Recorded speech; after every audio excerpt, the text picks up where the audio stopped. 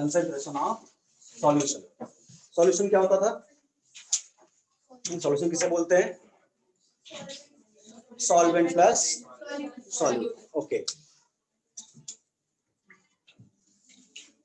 Solvent plus solute is equal to solution. मतलब अगर definition आएगी तो अपन लोग लिख देंगे solvent plus solute equal to solution, बराबर। ये लिखेंगे ना सॉल्यूशन को, आएगा तो सॉल्वेंट प्लस सॉल्यूट हो गया। आप वो एग्जामिनर समझे, अपना विवेक अप्लाई करे, देखिए सही है कि नहीं सही है, ठीक है। नहीं देखो, सॉल्यूशन क्या होता है बेटा कि अगर हम एक से अधिक सब्सटेंस को आपस में मिलाएं और मिलने के बाद जो मिक्सचर बने वो होमोजेनस मिक्सचर बन जाए तो उसको सॉल्यूशन बोलते हैं। यानी homogeneous mixture of more than one substance is called solution. यानी अगर मैं डिफाइन करूं, homogeneous mixture of more than one substance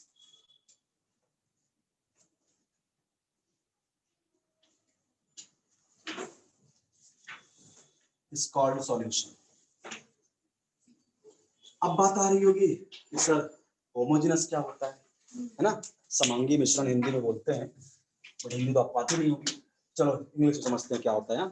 homogeneous mixture का मतलब क्या होता है बेटा? सपोज करो मैंने एक कंटेनर लिया और इसमें मैंने दो कंपोनेंट को मिलाया। एक कंपोनेंट है ए और दूसरा कंपोनेंट है आपका बी, ठीक है। सपोज करिए ए का मैंने 100 ml लिया और बी का मैंने 10 ml लिया। अब ये सब चीज नोट्स में जाके मत ढूंढने लगना कि यार बकवास तो किया तो कुछ लिखा है नहीं वहां पे, ठीक है। ये सब आपको 12th के नोट्स में मिलेगा, जब चैप्टर डिस्कस करेंगे 12th में सॉल्यूशन एंड कॉलिगेटिव प्रॉपर्टी, वहां पे ये सब चीजें ऐसे ही मिलेंगी 12th में, ठीक है। तो अभी हल्का सा क्योंकि सॉल्यूशन आ गया इसलिए हल्का सा बेसिक आपका दिमाग क्लियर करना चाह रहा हूं बस। बाकी ये सब चीजें आपसे 11 में पूछेगा नहीं, पर समझ जाइए सॉल्यूशन तो चलता ही रहेगा। तो ए का 100 ml है,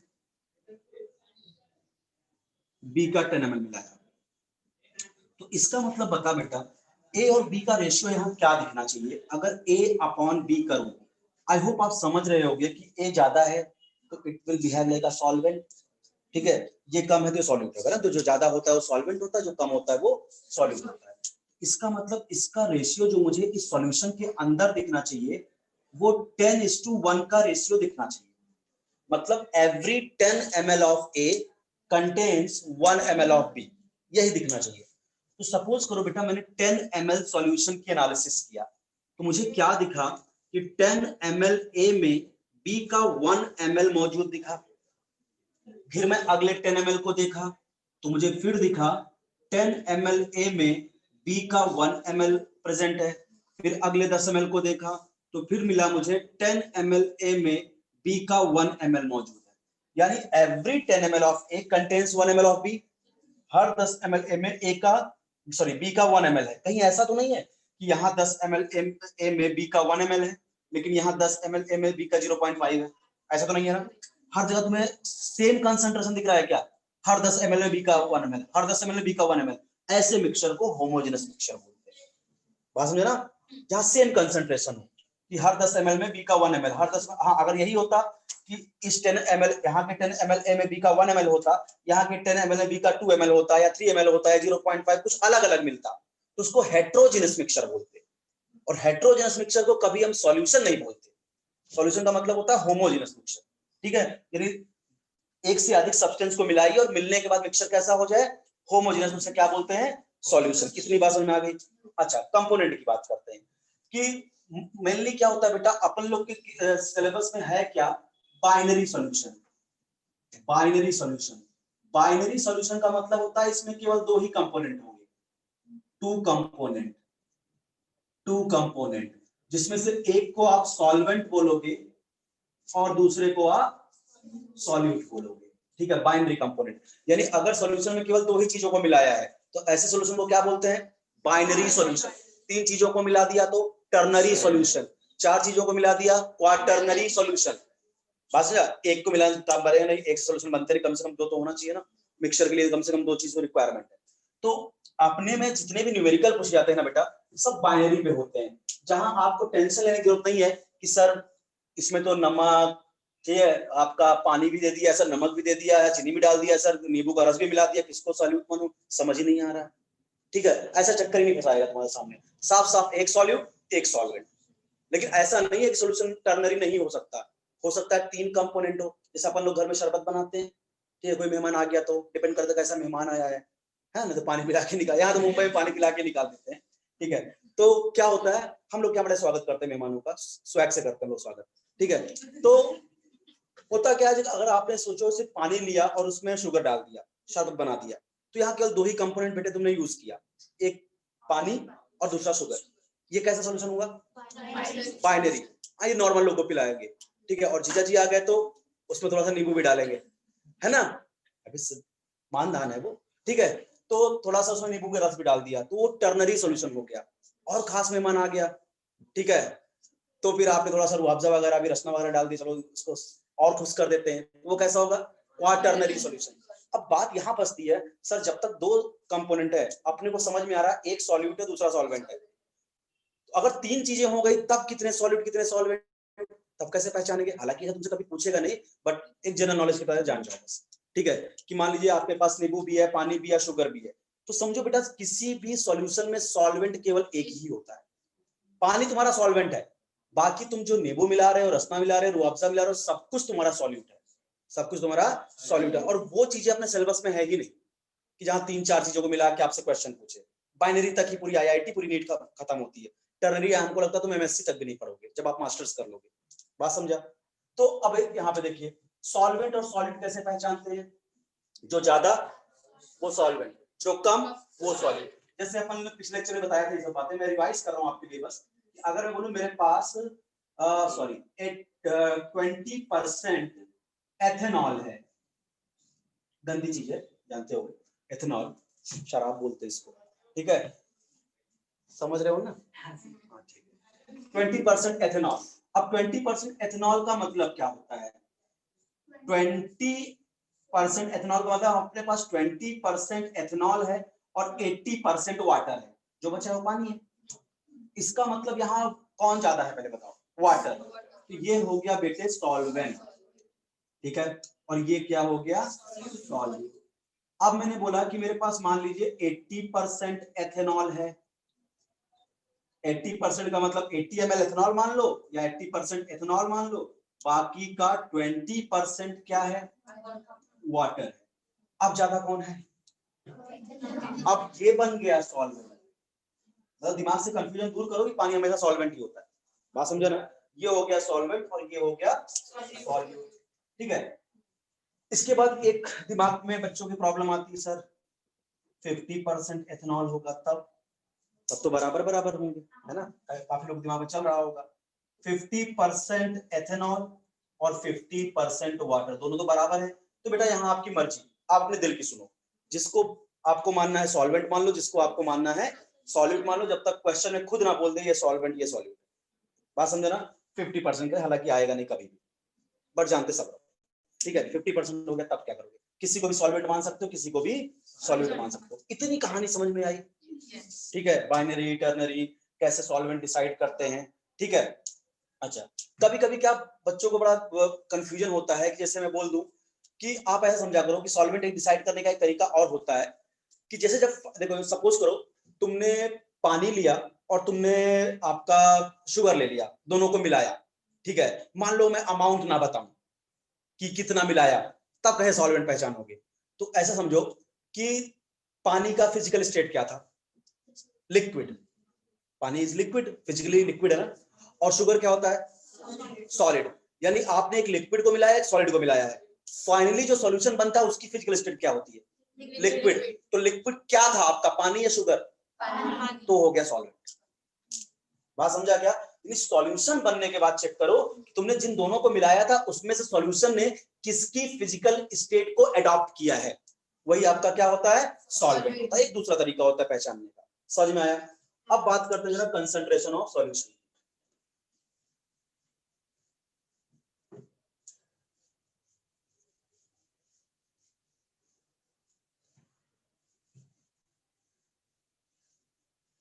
चलिए, कंसंट्रेशन ऑफ सॉल्यूशन।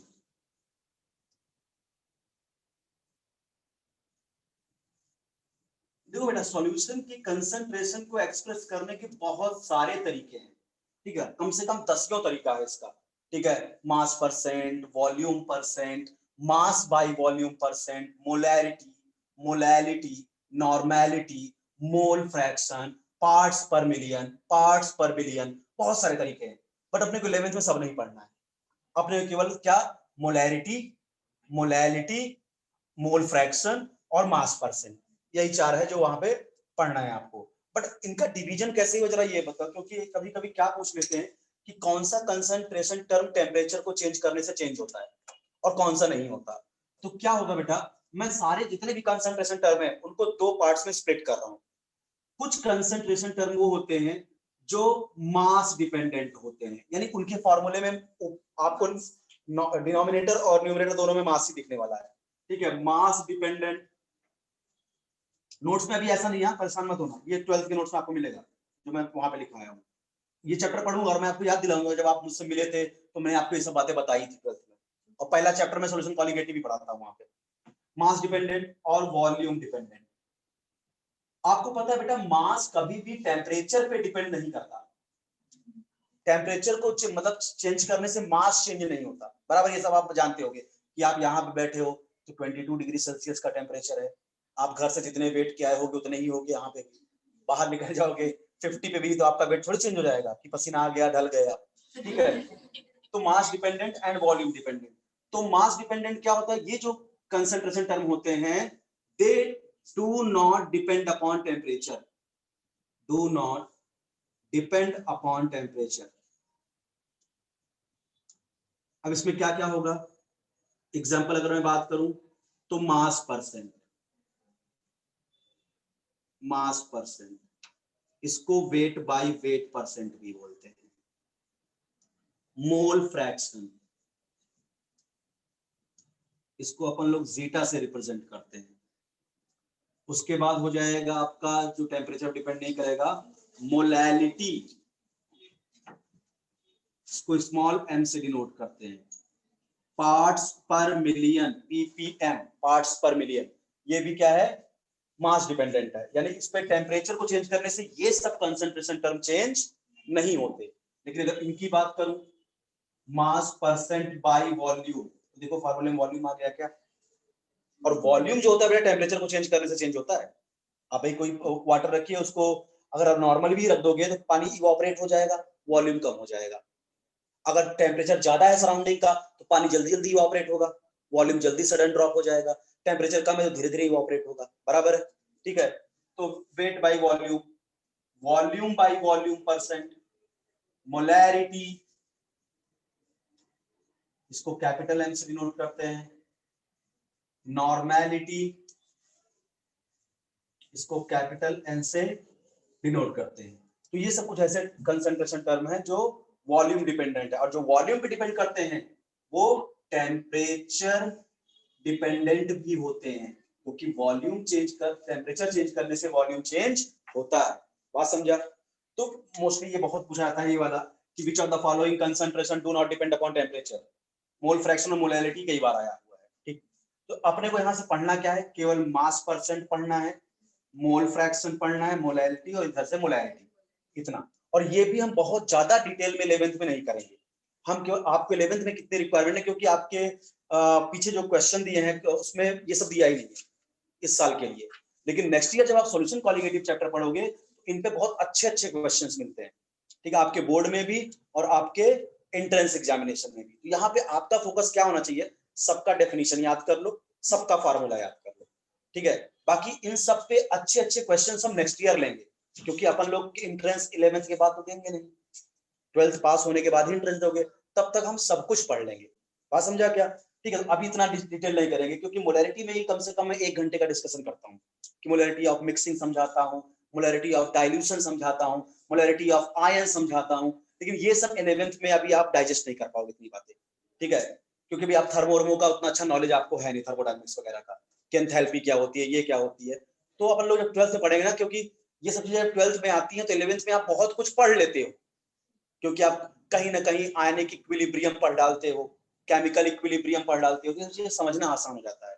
तो अभी के लिए क्या करोगे आप, केवल डेफिनेशन पे ध्यान दोगे और फॉर्मूले पे, बस, और ज्यादा कुछ नहीं, ठीक है। और जाके इसके क्वेश्चन मत लगाने लगना। वहां पे क्या कहते हैं, एंट्रेंस का कोई बुक रखे हो घर पे, भाई की बहन की, झूठ पड़े भाई की, तो चलो स्टार्ट करते हैं, नहीं होगा तो गाली दोगे, पता नहीं क्या पढ़ा है, मोलैरिटीज क्वेश्चन नहीं हो रहा है, बात समझा ना। वो काम अभी मत करना, जो चीजें पढ़ाया है उसी क्वेश्चन सॉल्व करना। अभी मोलैरिटी आप समझो सिर्फ मैंने इंट्रोडक्शन देकर छोड़ रहा हूं तुमको, बस इस पे बहुत सारी बातें होंगी लेकिन 12th में होंगी, अभी नहीं, ठीक है। अभी आपका वो लेवल नहीं है कि उस लेवल तक मैं आपको पहुंचाऊं इस हालात में, वैसे भी याद हो बहुत बुरा समय चल रहा है। चलिए आइए अब बात करते हैं हम लोग मास परसेंट। देखो क्या होता है मास परसेंट, यहां तो हम केवल मास परसेंट बताएंगे, बट आपको थोड़ी सी बातें बता दे रहा हूं। वेट बाई वेट परसेंट, देखो 4 तरह के बेटा परसेंटेज होते हैं, उसमें से चौथा बहुत कम इंपॉर्टेंट होता है, लेकिन समझा रहा हूं सबको। Weight by wait percent, weight by volume percent, volume by volume percent, और वॉल्यूम बाई वेट परसेंट है। हालांकि मैं बताऊं सबसे कम इंपॉर्टेंट यही है, यहां से कभी क्वेश्चन नहीं आता। क्वेश्चन मैक्सिमम आएगा या तो यहां से या तो यहां से, बहुत कम चांस है यहां से आए, यहां तो कभी आ ही नहीं सकता, क्योंकि उतना प्रैक्टिकल वैल्यू है ही नहीं। देखो इनमें कैसे तैयार, मतलब इसका मतलब क्या, जरा निकालो। पिछले लेक्चर यही समझाया सर, यही नहीं समझा तुमको। वेट बाई वेट परसेंट, जो डिनोमिनेटर में है ना बेटा, वो हमेशा सॉल्यूशन बनता है। डिनोमिनेटर वाला क्या बनेगा, और जो न्यूमरेटर में है वो हमेशा सॉल्यूट बनेगा। अब मेरी बात समझना, अगर डिनोमिनेटर में W लिखा है, इसका मतलब सॉल्यूशन ग्राम में है। डिनोमिनेटर में अगर W लिखा है, इसका सॉल्यूशन किस में है, ग्राम में, वेट है ना, ग्राम में है। और अगर न्यूमरेटर में भी W लिखा है, इसका सॉल्यूट भी किस में है, ग्राम में है। अच्छा, डिनोमिनेटर में V लिखा है, यानी सॉल्यूशन ml में है, वॉल्यूम ना, तो ये हुआ आपका सॉल्यूशन, और V लिखा है, इसका मतलब ये ml में है, और ये क्या होता है, सॉल्यूट। और अगर W लिखा है, इसका मतलब बेटे ये ग्राम में है। समझ में आ रहा है, सॉल्यूशन किसमें, सॉल्यूट भी किसमें, ml में, ठीक है। ये है सॉल्यूशन जो कि है ml में, और ये है सॉल्यूट, ये भी है ml में। इसको अपन पढ़ेंगे नहीं, आप समझदार हो, सॉल्यूशन ग्राम में, सॉल्यूट ml में, इसका कोई फिजिकल सिग्निफिकेंस ही नहीं है। तो अब देखो, और जो भी सॉल्यूशन होगा सब 100 में होगा, क्योंकि परसेंटेज है। तो इसका मतलब बताओ, वेट बाई वेट परसेंट का मतलब क्या, 100 ग्राम सॉल्यूशन में ग्राम्स ऑफ सॉल्यूट कितना है, बस हो गया मास परसेंट। 100 ग्राम सॉल्यूशन में ग्राम्स ऑफ सॉल्यूट कितना है, 100 ml सॉल्यूशन में ग्राम्स ऑफ सॉल्यूट कितना है, 100 ml सॉल्यूशन में ml ऑफ सॉल्यूट कितना है। समझ में आ रहा है क्या, वेट बाई वेट का मतलब क्या हो गया, देखिए सॉल्यूशन भी ग्राम में, सॉल्यूट भी ग्राम में, और सॉल्यूशन कितने ग्राम का परसेंटेज लगा है, तो 100 ग्राम के सॉल्यूशन में ग्राम्स ऑफ सॉल्यूट क्या कहलाता है, मास परसेंट। 100 ml सॉल्यूशन में grams of solute, mass percent by volume, ठीक है। 100 ml सॉल्यूशन में ml of solute, volume percent. समझ में आया, बट इसको अभी अपने को पढ़ना नहीं है, अपने को यहाँ पे केवल यही पढ़ना है, मास परसेंट। तो अगर मैं आपसे बोलूं कि मास परसेंट को डिफाइन कैसे करोगे, तो आप क्या बोलोगे, amount of solute in gram, amount of solute in gram present in 100 gram of solution, बराबर, present in 100 gram of solution. मतलब कहने का क्या, जैसे मान लीजिए सपोज करिए, एग्जांपल बोला, किसी ने बोला मेरे पास 10% ग्लूकोज वेट बाई वेट है, ऐसा बोल दिया उसने, मेरे पास 10% ग्लूकोज वेट बाई वेट है। अब इसका मतलब तुम क्या निकालोगे, इसका मतलब 100 ग्राम के सॉल्यूशन में 10 ग्राम ग्लूकोज है। बात समझा क्या, इसका मतलब क्या हुआ कि 10 gram of glucose present in 100 gram solution, 100 gram solution, तो 100 ग्राम के सॉल्यूशन में 10 ग्राम ग्लूकोज है, बाकी के बचा 90 ग्राम पानी है। बात समझा क्या, ठीक है। तो अब इसका फॉर्मूला कैसे बनाएंगे, देखो सिंपल सा, मास परसेंट इक्वल टू क्या होगा,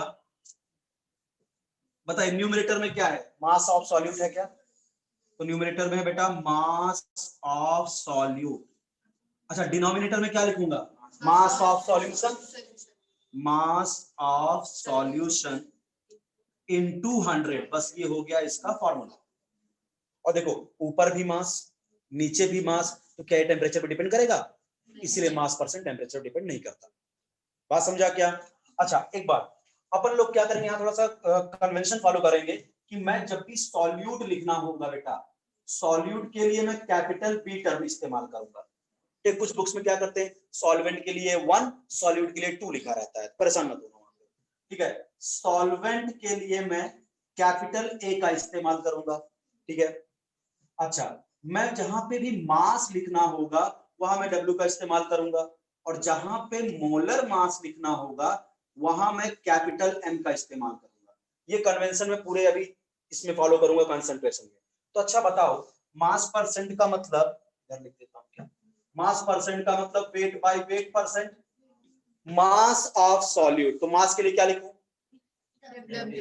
अच्छा, सॉल्यूट का मास यानी डब्ल्यू भी लिख दूं, क्या चलेगा?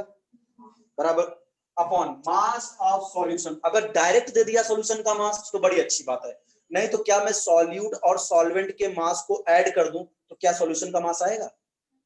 अगर दो ही चीज है सॉल्यूशन में, सॉल्यूट और सॉल्वेंट, दोनों के मास को ऐड कर दूं किसका मास आ जाएगा? सॉल्यूशन का। तो क्या सॉल्यूशन को मास को मैं WA प्लस WB लिख सकता हूं क्या?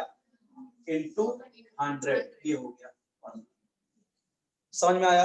अभी समझा मास परसेंट क्या है? ठीक है, तो पहला ये हो गया मास परसेंट। अब आप समझदार हो, अगर तुमसे इसको ही पूछते तो क्या लिखते हैं? WB upon BA plus BB, solution का वॉल्यूम, सॉल्यूट प्लस सॉल्वेंट का वॉल्यूम। इसको क्या लिखते हैं आप? V बाई B परसेंट को volume of solute upon volume of solution, तो VB upon BA plus BB। But इस सबसे अभी आपको 11th क्वेश्चन करना नहीं, तो परेशान मत हो। समझ में आया? चलिए, तो ये हुआ मास परसेंट।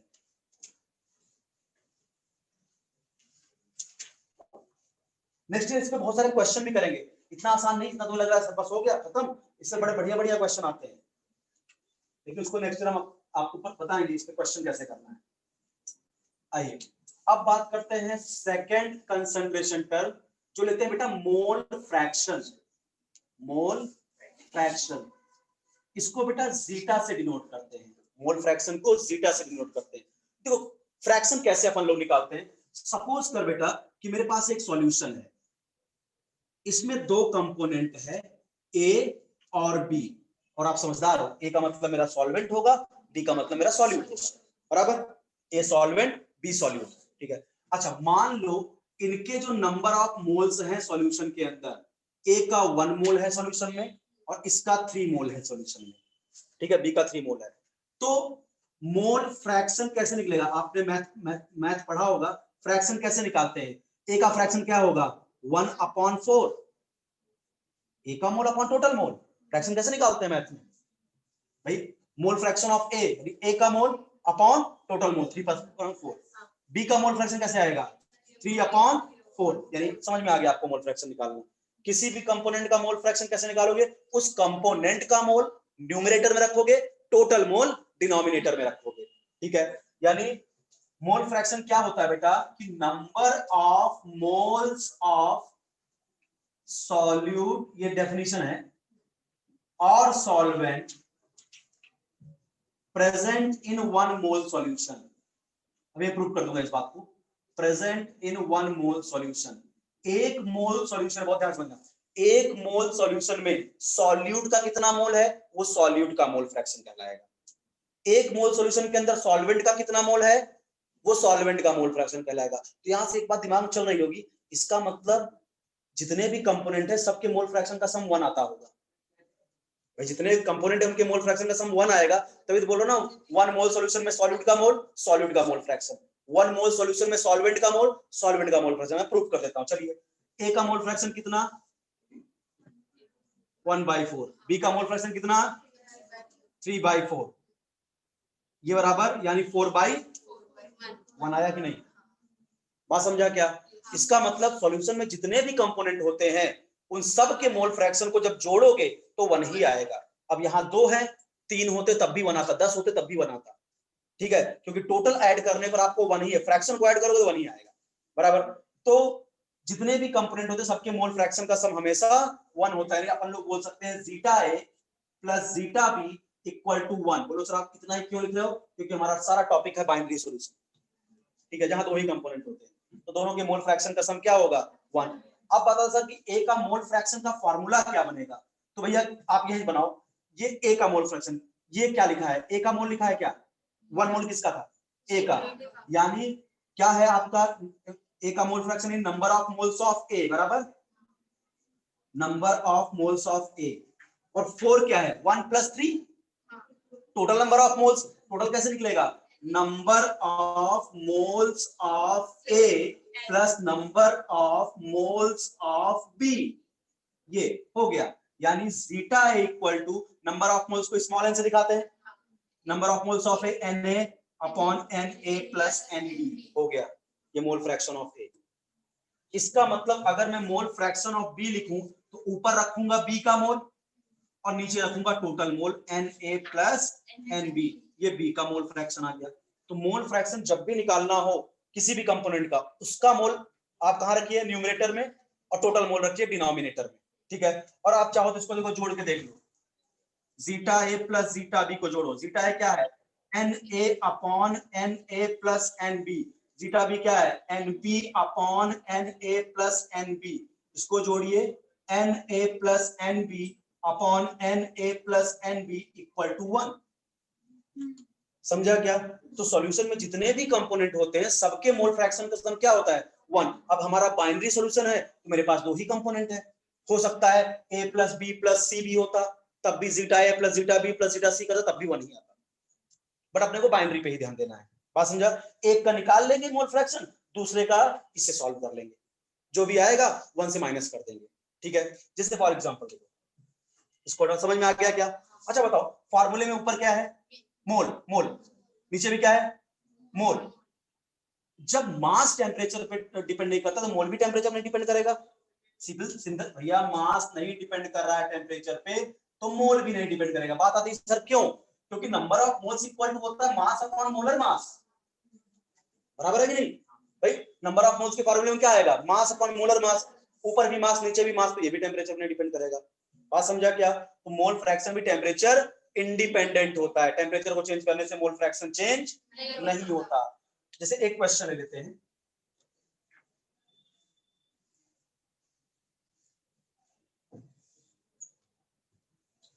सपोज करिए हमको बोला गया कैलकुलेट मोल फ्रैक्शन ऑफ 20 ग्राम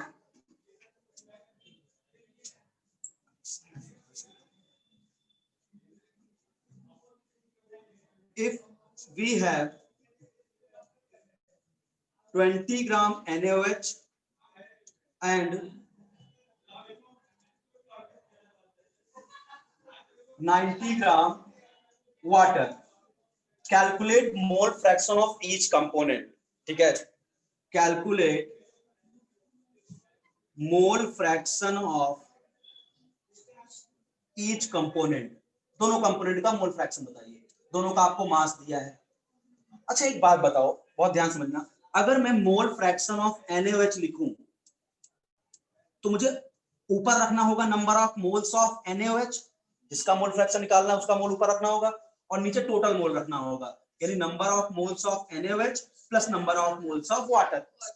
तो सबसे पहली रिक्वायरमेंट है कि दोनों के मोल निकाला जाए, तभी मोल फ्रैक्शन का क्वेश्चन सॉल्व होगा। अच्छा मास दिया है दोनों कंपोनेंट का, जब भी मास दिया रहे तो मोल कैसे निकालते हैं, मास अपॉन मोलर मास, पढ़ाया था ना मैंने, number of moles equal to mass upon molar mass. तो अगर पहले मैं मोलर मास निकाल दूं सोडियम हाइड्रोक्साइड का, हालांकि आपको एटॉमिक मास दे देगा क्वेश्चन में, तो सोडियम का एटॉमिक मास होता है 23, ऑक्सीजन का 16, हाइड्रोजन का 1 इक्वल टू आएगा 40, ठीक है।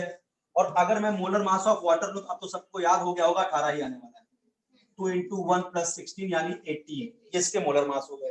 तो अब अगर नंबर ऑफ मोल्स को निकालूं मैं, अब अगर number of moles of NaOH निकालूं पहले, चलिए, तो mass of sodium hydroxide upon molar mass of sodium hydroxide, mass कितना दिया है बेटे सोडियम हाइड्रोक्साइड का 20 ग्राम, मोलर मास कितना 40, यानी 1/2 यानी 0.5, ये इतने मोल आ गए। अच्छा number of moles of water, mass of water upon molar mass of water. Mass दिया 90 ग्राम, मोलर मास 18, क्या ये 5 आ गया? बराबर। चलिए अब क्या होगा, अब आपको निकालना है मोल फ्रैक्शन ऑफ NaOH। चलिए number of moles of NaOH कितना आया है? 0.5। Number of moles of NaOH कितना आएगा? 0.5 प्लस आपका 5 बराबर, यानी 0.5 प्लस ये क्या हो जाएगा 5.5। ठीक है, और ऐसे अब इसको सॉल्व कर लोगे आप। 5.5 इसको अपन लोग एक एक है इसको हटा सकते हैं। ठीक है, तो ऑलमोस्ट हमको 1/11 आएगा। 5 1 5। ठीक है, अब अच्छा समझो ये किसका मोल फ्रैक्शन आ गया।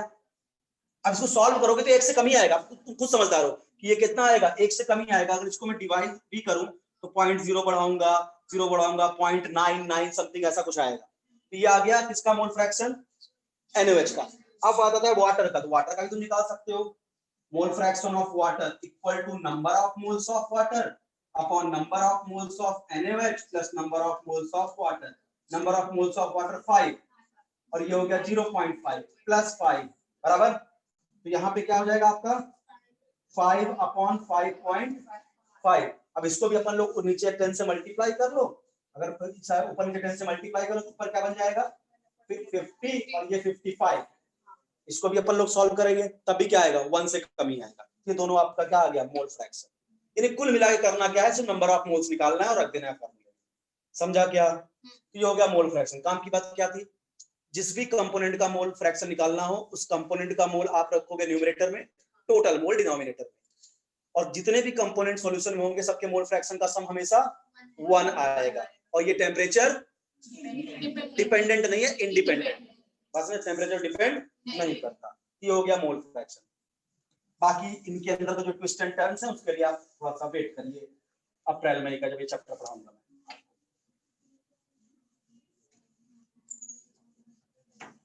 चलिए अब बात करते हैं हम लोग तीसरा जो कंसंट्रेशन टर्म है बेटा, दैट इज कॉल्ड मोलैरिटी। इसको बेटा कैपिटल M से डिनोट करते हैं।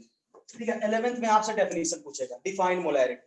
ठीक है, तो मोलैरिटी क्या होती है बेटा, number of moles of solute present in 1 litre solution.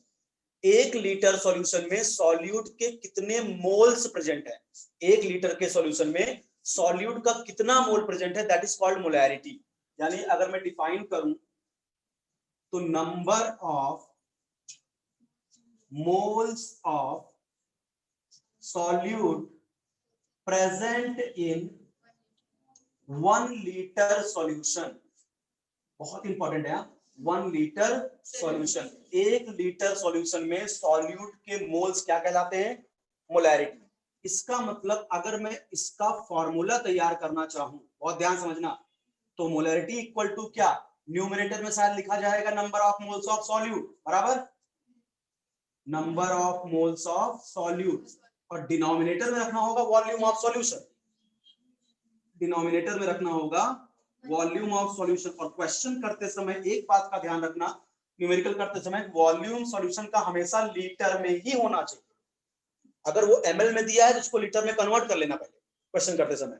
ठीक है, जैसे सपोज करो अगर ml में दिया होगा तो क्या करोगे भाई, ml में दिया होगा तो लीटर में कन्वर्ट कर लिए 1000 से डिवाइड मारोगे, वो 1000 ऊपर चला जाएगा मल्टीप्लिकेशन में। मतलब कहने का क्या कि मान लो मैंने बोला molarity is equal to number of moles of solute को NB से डिनोट कर सकते हैं क्या, नंबर ऑफ मोल्स के लिए N, सॉल्यूट के लिए B, वॉल्यूम को V से।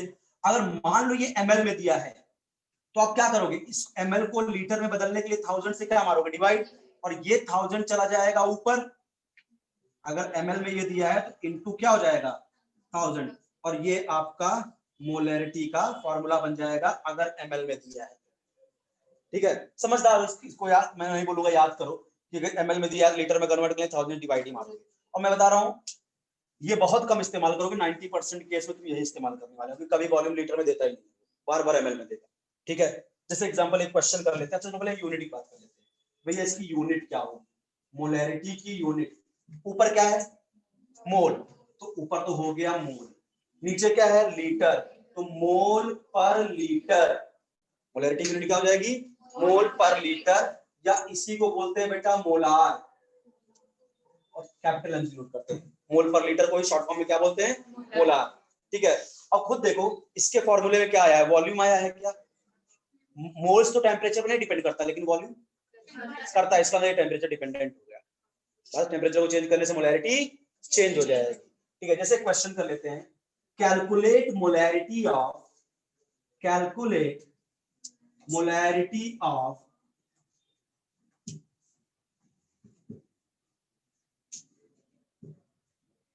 49 ग्राम H2SO4 present in 250 ml solution. ऐसा एक क्वेश्चन दे दिया। ठीक है, बोला calculate molarity of 49 gram of sulphuric acid present in 250 ml solution. अच्छा, अपने को निकालना है मोलैरिटी ऑफ H2SO4 बराबर। इसका मतलब ऊपर रखना होगा number of moles of H2SO4 और नीचे रखना होगा वॉल्यूम और उसको रखना होगा लीटर में बराबर। चलो, H2SO4 का मास तो दिया है, मोल दिया नहीं है। इसका मतलब पहले क्या निकालेंगे, मोल निकालना पड़ेगा। तो पहले मुझे H2SO4 का मोल निकालना पड़ेगा। चलिए देखिए, H2SO4 का नंबर ऑफ मोल्स अगर अपने को निकालना है तो फॉर्मूला बनेगा mass of H2SO4 upon molar mass of H2SO4। मास तो दिया है 49 ग्राम, बट मोलर मास नहीं पता है, तो मोलर मास ऑफ H2SO4 कैसे निकलेगा। आपको एटॉमिक मास सबका दे देगा, परेशान मत होना। हाइड्रोजन 1 ग्राम का होता है, तो 2 हाइड्रोजन हो गए 2 ग्राम के, 1 सल्फर 32 ग्राम का होता है, ये दे देगा आपको एटॉमिक। ऐसा मत होना सर याद करना पड़ेगा क्या सल्फर, ये जैसे क्वेश्चन देगा तो सिर्फ बाजू लिखेगा H = 1, S = 32, O = 16, ऐसे लिख देते हैं एटॉमिक मास आपको। ठीक है, तो 32 और ऑक्सीजन क्या होगा 4 × 16 यानी 98 ग्राम। ठीक है, ठीक है, मैं जानबूझ के 49 लिया था कि कट जाए आराम से। ठीक है, 98। तो अब क्या होगा, नंबर ऑफ मोल्स निकाल लो भैया। Number of moles of H2SO4, मास कितना दिया बेटा 49 ग्राम और 98 1/2 यानी 0.5 मोल। ये आ गया नंबर ऑफ मोल्स। ठीक है, चलिए रख देते हैं, नंबर ऑफ मोल्स आ गया 0.5। वॉल्यूम है 250 ml यानी into 1000। ये वाला फॉर्मूला यूज करूंगा, अगर एमएल में रहेगा तो डिवाइड किया होगा, ये जाएगा 4 टाइम्स। ठीक है, 250 4 जा 1000 और ये क्या हो जाएगा 28 2 आएगा 2 मोलर। बात समझा क्या, तो ये आएगा आपका 2 मोलर, मोलैरिटी आ गई 2 मोलर। समझा, तो ध्यान रखिएगा जैसे कोई पूछे कि 3 मोलर H2SO4 सॉल्यूशन, अब तुमको इतना डेटा दे दिया 3 मोलर H2SO4 सॉल्यूशन, इसका मतलब तुम निकालो क्या है। 3 मोलर H2SO4 सॉल्यूशन का मतलब 1 लीटर के सॉल्यूशन में 3 मोल्स H2SO4 के डिसॉल्व है। 3 मोलर H2SO4 का मतलब क्या हो गया, एक लीटर। मोलर का मतलब सॉल्यूशन का वॉल्यूम 1 लीटर है, खत्म बात। ठीक है, मोलर लिखा है, सॉल्यूशन का वॉल्यूम 1 लीटर है। 3 मोलर का मतलब H2SO4 का 3 मोल उसमें घुला हुआ है। ठीक है, कोई पूछे मेरे पास 2 मोलर NaOH है, इसका मतलब क्या, 1 लीटर के सॉल्यूशन में 2 मोल्स NaOH के प्रेजेंट है। 1 लीटर के सॉल्यूशन में 2 मोल्स NaOH के प्रेजेंट है। इतनी बात समझ में आई। ठीक है, बस आप क्या डेफिनेशन याद रखिए, फॉर्मूला याद रखिए छोटे मोटे। ठीक है, बाकी इसकी कहानी बहुत लंबी चलेगी बेटा, जब यहां से एक बार स्टार्ट होगा ना तो मोलैरिटी वही खत्म होगी। ठीक है, शायद एक बार मिटाना भी पड़ जाए बोर्ड मुझे जब मोलैरिटी पढ़ाना स्टार्ट करूँ तो। अभी मैं समझ लो 10% भी मोलैरिटी नहीं पढ़ाया हूं तुमको। 12th में आएंगे तो बहुत सारी बातें करेंगे, अभी के लिए डेफिनेशन याद करो, फॉर्मूला याद करो। ठीक है, इसके आगे कहानी 12th में करेंगे हम लोग। झूठ नहीं बोलूंगा ना, पता चले कि आपको लगे कि दुनिया इतनी ही है। ठीक है, बहुत बहुत बड़ी दुनिया है मोलैरिटी और बहुत खूबसूरत दुनिया है, बड़े अच्छे अच्छे क्वेश्चंस आते हैं, मजा आएगा। चलिए आइए, जो भी चीजें बेटा 12th से कनेक्टेड हैं, कुछ भी ऐसी चीजें आएंगी जो 12th में कनेक्टेड होंगी, उनका डिटेलिंग मैं 11th में नहीं करूंगा। ठीक है, जो चीजें 12th में नहीं आने वाली हैं, सारी कहानी यही खत्म करना है, तो उसको चाहे तुमको समझ में आए ना आए, उसको मैं पूरा पढ़ाऊंगा, वो तुम्हारे दिमाग पे काम करता है। ठीक है, बाकी जो चीज मुझे पता है 12th में आने वाली है तो वहां मैं रोक दूंगा, ज्यादा टेंशन नहीं दूंगा तुमको कि रेडॉक्स पढ़ाने लगा, तुमको ईएमएफ ऑफ सेल बताने लगा मैंने, गैल्वेनिक सेल ये होता है, ऐसा होता है, ई नॉट वैल्यू ये होती है, रिडक्शन पोटेंशियल बिल्कुल नहीं बताऊंगा मैं। मुझे पता परेशान हो जाओगे, नफरत हो जाएगी केमिस्ट्री से। ठीक है, एक साथ सोच अच्छे से पढ़ लो, उसके बाद 12th में समझेंगे इत्मीनान से। ठीक है, और सब समझ में आएगा, ऐसा कुछ नहीं है, सबसे आसान सब्जेक्ट है। पता है लोगों को टफ लगता है, टफ तो मुझे भी लगता है। चलो देखो अगला क्या, मोलैलिटी। मोलैलिटी, अब देखो जबान लड़खड़ा जाती है, मोलैरिटी और मोलैलिटी अलग अलग चीज है, ठीक है। वहां आर था, यहाँ एल है, ठीक है, मोलैलिटी। और ये स्मॉल एम से डिनोट होती है बेटा, मोलैरिटी जो है वो स्मॉल एम से डिनोट, और मोलैरिटी कैसे थी, कैपिटल एम से। दोनों को पहचानना, 3, ये क्या है 3 मोलर, ये क्या है 3 मोलल। बात समझा क्या, यह है 3 मोलर, यह है 3 मोलल, ठीक है। और अंतर क्या है, देखो मोलैलिटी क्या होती है, moles of solute, number of moles of solute present in 1 kilogram solvent. अंतर है, 1 लीटर सॉल्यूशन में सॉल्यूट के कितने मोल है, मोलैरिटी। 1 किलोग्राम सॉल्वेंट में सॉल्यूट के कितने मोल है, मोलैलिटी। समझा।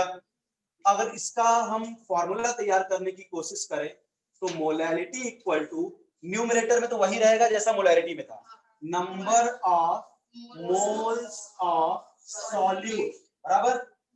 लेकिन मोलैरिटी के डिनोमिनेटर में था वॉल्यूम ऑफ सॉल्यूशन, यहां होगा मास ऑफ सॉल्वेंट, बराबर। तो यहां क्या होगा, मास ऑफ सॉल्वेंट। और जो भी सॉल्वेंट है उसका मास कोशिश करना किलोग्राम में ही रखने के लिए न्यूमेरिकल करते समय। और बार बता दूं, बार बार हमेशा आपको ग्राम में ही देगा करने के लिए, तो उसको 1000 डिवाइड मार के इंटू मार देना, ठीक है। तो अब देखो अगर यूनिट की बात करूं बेटे यहाँ पे, तो ऊपर है मोल, नीचे है केजी, मोल पर केजी। मोलैरिटी क्या था, मोल पर लीटर, उसको मोलर बोलते थे, इसको मोलल बोलेंगे, ठीक है, मोल पर केजी या मोलल। अच्छा याद करो, मोलैरिटी के न्यूमरेटर में नंबर ऑफ मोल्स ही था, मोल्स टेम्परेचर पे डिपेंड नहीं करता था। डिनोमिनेटर में वहां क्या था, वॉल्यूम ऑफ सॉल्यूशन, और वॉल्यूम टेम्परेचर डिपेंड करता था। यहाँ न्यूमरेटर में क्या है, number of moles, temperature depend नहीं करेगा। नीचे भी क्या है, मास, टेम्परेचर डिपेंड नहीं करेगा, इसलिए ओवरऑल मोलैरिटी टेम्परेचर डिपेंड नहीं करेगा। समझा क्या, तो मोलैरिटी भी क्या होगी बेटा, टेम्परेचर इंडिपेंडेंट क्वांटिटी होगी। समझ में आ गया। और इस तरह से तुम्हारा चैप्टर भी खत्म हो गया। बाकी आई होप कुछ बचा नहीं होगा, कुछ बचा है क्या, मिला लो, बाकी मैंने सब पढ़ा दिया, कुछ नहीं बचा होगा। ये सब ग्राफ चक्कर में थोड़ा सा बताऊंगा, ठीक है, परेशान फिर ग्राफ नहीं समझ में आया वो कुछ नहीं है। तो ये आपका हमने 2 चैप्टर खत्म कर दिया, पहला some basic concept of chemistry और दूसरा इंट्रोडक्शन ऑफ एनालिटिकल केमिस्ट्री। अब अपन लोग एक ऐसा चैप्टर उठाएंगे जिसका कनेक्शन किसी और चैप्टर से ना हो पाए, क्योंकि देखो अपन पीरियोडिक टेबल नहीं पढ़े हैं तो केमिकल बॉन्डिंग नहीं समझेगा, ठीक है। स्ट्रक्चर ऑफ एटम तब तक नहीं समझेगा जब तक पीरियोडिक टेबल नहीं पढ़ेंगे, क्योंकि पीरियोडिक टेबल में ही अपन लोगों को समझ में आता है कि यार कौन सा एलिमेंट कहां से बिलोंग करता है, किसके वैलेंस शेल में कितने इलेक्ट्रॉन होते हैं। तो हम लोग एक ऐसा चैप्टर उठाते हैं जिनका ज्यादा कनेक्शन ना हो किसी और चैप्टर से, लाइक स्टेट्स ऑफ मैटर, 10वां चैप्टर देखिए, स्टेट्स ऑफ मैटर है, आसान सा चैप्टर है, गैस के बारे में बातें करनी है, ठीक है। तो ये चैप्टर पढ़ते हैं स्टेट्स ऑफ मैटर, ठीक है। यहाँ मैं कुछ नहीं ऐसा बोलूंगा कि इसको आप लोग 12th में पढ़ेंगे, यहाँ सब 11th में पढ़ना है, ठीक है। चलिए स्टार्ट करते हैं चैप्टर, और इसका भी पीडीएफ नोट्स मैं ग्रुप पे भेज दूंगा पूरा का पूरा, आपको कुछ लिखने की जरूरत नहीं है। स्टेट्स ऑफ मैटर, मैटर क्या होता है भाई, हाँ मैटर क्या होता है, हाँ? चैप्टर नंबर 10, राज साहब चैप्टर नंबर 10, ठीक है। व्हाट इज मैटर, बोलो, तुम लोग बताओ, तुम तो करते रहते हो। मैटर, देखो मैटर जो है केमिस्ट्री के हिसाब से क्या होता है मैं वो बताऊंगा, बाकी तुम जब समझदार हो, कोई भी चीज जिसका कुछ ना कुछ मास हो, जो कुछ ना कुछ वॉल्यूम को ऑक्यूपाई करे, वो मैटर है। जैसे तुम भी मैटर, तुम्हारा भी कुछ ना कुछ मास, जहां बैठे हो वॉल्यूम घेर के बैठे हो, ठीक, कुछ ना कुछ वॉल्यूम ऑक्यूपाई करे हो, तो भी क्या मैटर, मैं भी मैटर हूँ, ठीक है, ऐसा तुमसे भारी मैटर हूँ, हाँ। तो मैटर क्या होता है, जिसका कुछ ना कुछ मास हो, जो कुछ ना कुछ वॉल्यूम को ऑक्यूपाई करे। मैटर दुनिया में जो कुछ तुमको दिख रहा है सब मैटर है, एसी का भी मास है, और जहां पे लगा है उसने वॉल्यूम को घेर के बैठा है, ये भी मैटर है, ठीक है। तो on the basis of physical state matter 3 तरह के होते हैं, सॉलिड, लिक्विड एंड गैस, ठीक है। ये सब बात तुम जानते होगे कि फिजिकल स्टेट के बेसिस पे मैटर 3 तरह के होते हैं, सॉलिड, लिक्विड और गैस। ये हमारा 11th का states of matter totally dedicate है गैस के लिए। यहां हम सॉलिड की बात नहीं करेंगे, लिक्विड की बात नहीं करेंगे, थोड़ी बहुत बात कर लेंगे हाइड्रोजन बॉन्डिंग के लिए, ठीक है। सॉलिड स्टेट जो है, अब बोलो सर फिर वही बोल रहे हो, सॉलिड स्टेट हम 12th में पढ़ेंगे, चैप्टर ही पहला आएगा सॉलिड स्टेट, ठीक है। ये 12th की केमिस्ट्री में आता है सॉलिड स्टेट, ठीक है। लिक्विड के बारे में थोड़ी सी बातें आज हमने की, अगर याद हो तो, सॉल्यूशन क्या होता है, कंसंट्रेशन क्या होता है, बाकी का बचा लिक्विड स्टेट। 12th का एक चैप्टर आएगा solution and colligative property, colligative property, वहां हम डील करेंगे 12th में। और जो बच जाएगा लिक्विड वो हमारा हिस्सा नहीं होगा, वो होगा या तो अमोल पाटिल सर का या भरत सर का, ठीक है। बाकी का जो लिक्विड है वो आप पढ़ोगे फिजिक्स 11th में, फ्लूइड मैकेनिक्स, जहां पे आपको बर्नौली थ्योरम वगैरह पढ़ाई जाएगी, बात समझा। तो बाकी का जो लिक्विड है वो फिजिक्स वाला बंदा पढ़ाता है, हम लोग इतना ही पढ़ाएंगे। जो बचा कुछ है लिक्विड में, सरफेस टेंशन क्या होता है, विस्कोसिटी क्या होती है, ठीक है, तो वो सब आप पढ़ोगे फिजिक्स में, 11th में ही पढ़ लोगे आप। हमारा टोटल डेडिकेशन अब क्या होगा, गैस पे। गैस क्या होती है, प्रॉपर्टी क्या होती है। चलो स्टार्ट करें चैप्टर को। मतलब देखो शुरू में इंट्रोडक्शन थोड़ा सा बता दूंगा, इनमें रिलेशन क्या है, ठीक है, लेकिन बाद में टोटली डेडिकेट हो जाऊंगा गैस के लिए, कि गैस में गैस के मॉलिक्यूल कैसे कैसे अट्रैक्ट होते हैं, वांडर वाल फोर्स ऑफ अट्रैक्शन क्या होता है, इन सबको बताऊंगा। तो चलिए पहले थोड़ा इंट्रोडक्शन की बात कर लेते हैं। ये चैप्टर पूरा गैस को डील करेगा और आइडियल गैस को डील करेगा, ठीक है। दो तरह की गैस होती है, आइडियल गैस, रियल गैस, आगे आप समझोगे। चलिए, तो अगर मैं इंट्रोडक्शन की बात करूं, जैसा यहां लिख रहा हूं नोट्स में, एज सच लिखा मिलेगा आपको, ठीक है, इंट्रोडक्शन। अगर मैं डिफरेंस की बात करूं जरा सा, जो आप सब जानते होंगे, आप जूनियर क्लास में पढ़ के आए हो, सॉलिड, लिक्विड और गैस के बीच में डिफरेंस, ठीक है।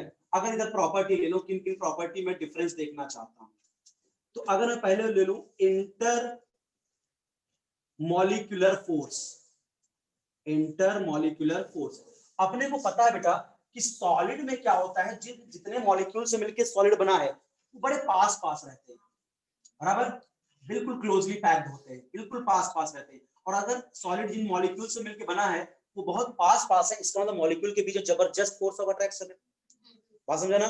यानी जो इंटर मॉलिक्यूलर फोर्स है सॉलिड में क्या है, वेरी स्ट्रॉन्ग, बराबर, बहुत ज्यादा स्ट्रॉन्ग है, तभी तो मॉलिक्यूल पास पास है। लिक्विड में यही मॉलिक्यूल थोड़ा दूर दूर होते हैं, तो यानी यहां पे क्या होगा, केवल स्ट्रॉन्ग लिक्विड चलेगा। और गैस में क्या होगा, वीक, ठीक है, क्योंकि गैस के मॉलिक्यूल क्या होते हैं, एक दूसरे से काफी दूर दूर होते हैं। दूर दूर है इसका मतलब इंटरमॉलिक्यूलर अट्रैक्शन क्या है, कम है ना। अगर दूर दूर पास पास होते इसका मतलब अट्रैक्शन ज्यादा चल रहा है, तो इंटरमॉलिक्यूलर फोर्स गैस में क्या होता है, वीक होता है। अच्छा, अगर इंटरमॉलिक्यूलर फोर्स की बात कर लिया तो जरा इंटरमॉलिक्यूलर डिस्टेंस की बात करूं। मॉलिक्यूल मॉलिक्यूल में डिस्टेंस क्या होगी, इंटरमॉलिक्यूलर डिस्टेंस, इन दो मॉलिक्यूल के बीच में डिस्टेंस सॉलिड में ना के बराबर, इतने क्लोज आ गए हैं कि दो मॉलिक्यूल के बीच में डिस्टेंस ही नहीं है। इसका मतलब सॉलिड में जो इंटरमॉलिक्यूलर डिस्टेंस है वो नेग्लिजिबल है, नगण्य है, इसकी हम गणना भी नहीं कर सकते, ठीक है, बहुत पास है। और लिक्विड में क्या होगा, थोड़ा दूर दूर होते हैं, ठीक है, इसका मतलब यहाँ पे क्या होगा, लेस होगी इंटरमॉलिक्यूलर डिस्टेंस। और गैस में मॉलिक्यूल क्या है, बहुत दूर दूर है, यानी मॉलिक्यूल मॉलिक्यूल के बीच की डिस्टेंस तो काफी ज्यादा है, ठीक है, इसका मतलब लार्ज इंटरमॉलिक्यूलर डिस्टेंस। समझ में आ रहा है कि नहीं, ठीक है। तीसरा, इनकी अगर हम बात करें शेप की, तो सॉलिड का शेप क्या होता है, फिक्स्ड, भाई इनका शेप क्या होता है, फिक्स्ड होता है, ठीक है। लिक्विड का शेप डू नॉट फिक्स्ड, ये लिक्विड का शेप बेटा फिक्स नहीं होता, लिक्विड को तुम जिस बॉटल में डालोगे उसी की आकृति ग्रहण कर लेता है, बराबर ना, ठीक है। तो do not fix, shape fix नहीं होता। और गैस का भी डू नॉट फिक्स, ठीक है, इनका भी शेप फिक्स नहीं होता। अगर मैं वॉल्यूम की बात करूं बेटा, वॉल्यूम, तो सॉलिड का वॉल्यूम भी फिक्स होता है, क्यों, अरे भैया कैसे वॉल्यूम चेंज करोगे, इतने पास पास है कि तुम लाख फोर्स भी लगा दो तो क्या इनके शेप को चेंज कर सकते हो, क्या, शेप तो तब चेंज होगा जब मॉलिक्यूल मॉलिक्यूल के में खिसकने की जगह हो, इतने क्लोज है तुम लाख फोर्स लगा लो। अच्छा ये बोर्ड क्या है, सॉलिड है, इसमें लाख तुम फोर्स लगा लो, क्या इसके शेप को चेंज कर पाओगे, क्यों नहीं चेंज पा रहा, क्योंकि वॉल्यूम ही चेंज नहीं हो रहा है, वॉल्यूम क्यों नहीं चेंज हो रहा है कि मॉलिक्यूल इतने पास है कि मैं लाख फोर्स लगा रहा हूं लेकिन ये हिल ही नहीं रहे यहां से, ठीक है। अगर खिसक जाए तब वॉल्यूम में चेंज आएगा, लेकिन इतने क्लोज हैं कि यहां से जगह ही नहीं है इनको थोड़ा सा दूर जाने की, इसीलिए क्या होता है इनका वॉल्यूम भी फिक्स होता है। वॉल्यूम आप फोर्स लगा के सॉलिड का वॉल्यूम नहीं चेंज कर सकते, ठीक है। लिक्विड का वॉल्यूम भी फिक्स्ड होता है बेटा। बोलोगे सर कैसे? भैया 1 लीटर पानी ले लो, 1 लीटर पानी को अगर तुम बकेट में रखोगे तब भी वॉल्यूम क्या रहेगा? उसी 1 लीटर पानी को बॉटल में भरकर रख दो तो क्या 2 लीटर हो जाएगा? वॉल्यूम तो वही रहेगा ना। तो वॉल्यूम क्या होगा लिक्विड का भी फिक्स्ड होगा, और जो गैस का वॉल्यूम होगा ये डू नॉट फिक्स। अगर मैं सही बात बताऊं, रियलिटी बताऊं, तो बेटा गैस का खुद का कोई वॉल्यूम होता ही नहीं है। गैस का खुद का कोई वॉल्यूम होता ही नहीं है। कंटेनर का वॉल्यूम ही गैस का वॉल्यूम कहलाता है। जिस कंटेनर में गैस रखी गई है वही वॉल्यूम क्या कहलाता है? गैस का वॉल्यूम। मतलब कहने का मतलब, सपोज करो मैंने 1 मोल हाइड्रोजन गैस को 10 लीटर के सिलेंडर में रख दिया, तो अब उस 1 मोल हाइड्रोजन गैस का वॉल्यूम 10 लीटर माना जाएगा। उसी 1 मोल हाइड्रोजन गैस को मैंने 1 लीटर के सिलेंडर में बंद कर दिया, अब उसी हाइड्रोजन गैस का वॉल्यूम 1 लीटर हो गया।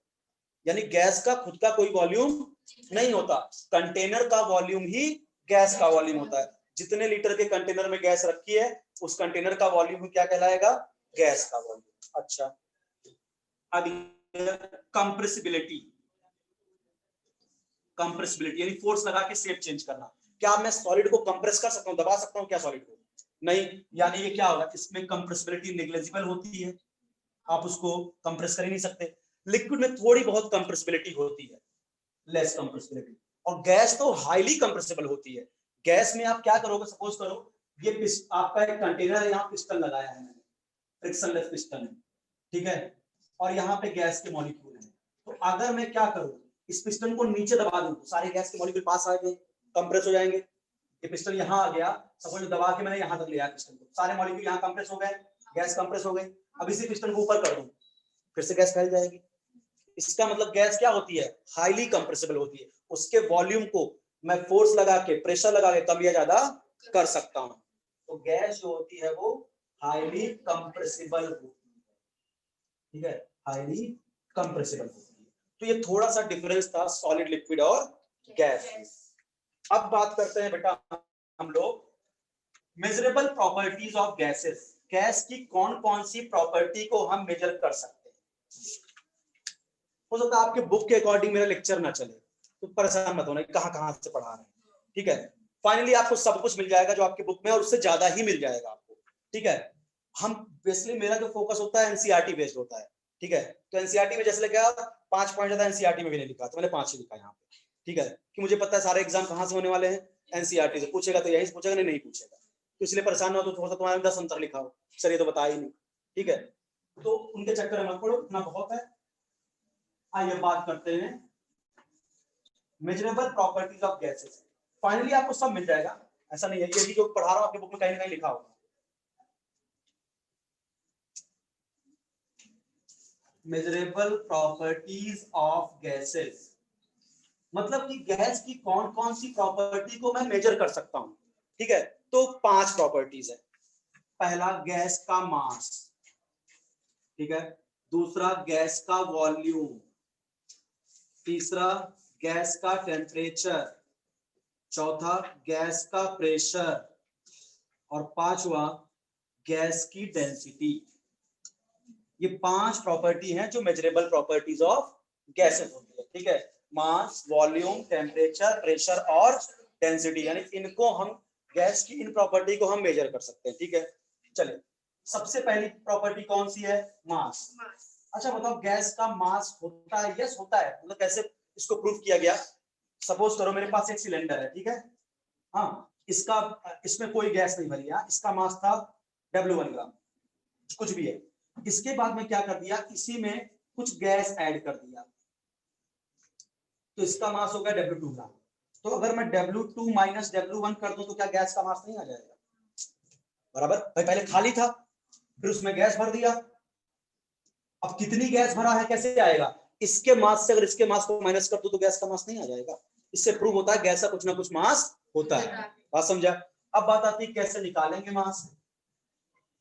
तो अपने को पता है कि अगर मैं लिखूं बेटा number of moles of gas, number of moles of gas is equal to होगा बेटे mass of gas upon molar mass of gas. तो क्या मैं यहां से मास ऑफ गैस नहीं कैलकुलेट कर सकता? Mass of gas is equal to number of moles of gas into molar mass of gas बराबर। तो मास निकालने का फॉर्मूला आ गया गैस का।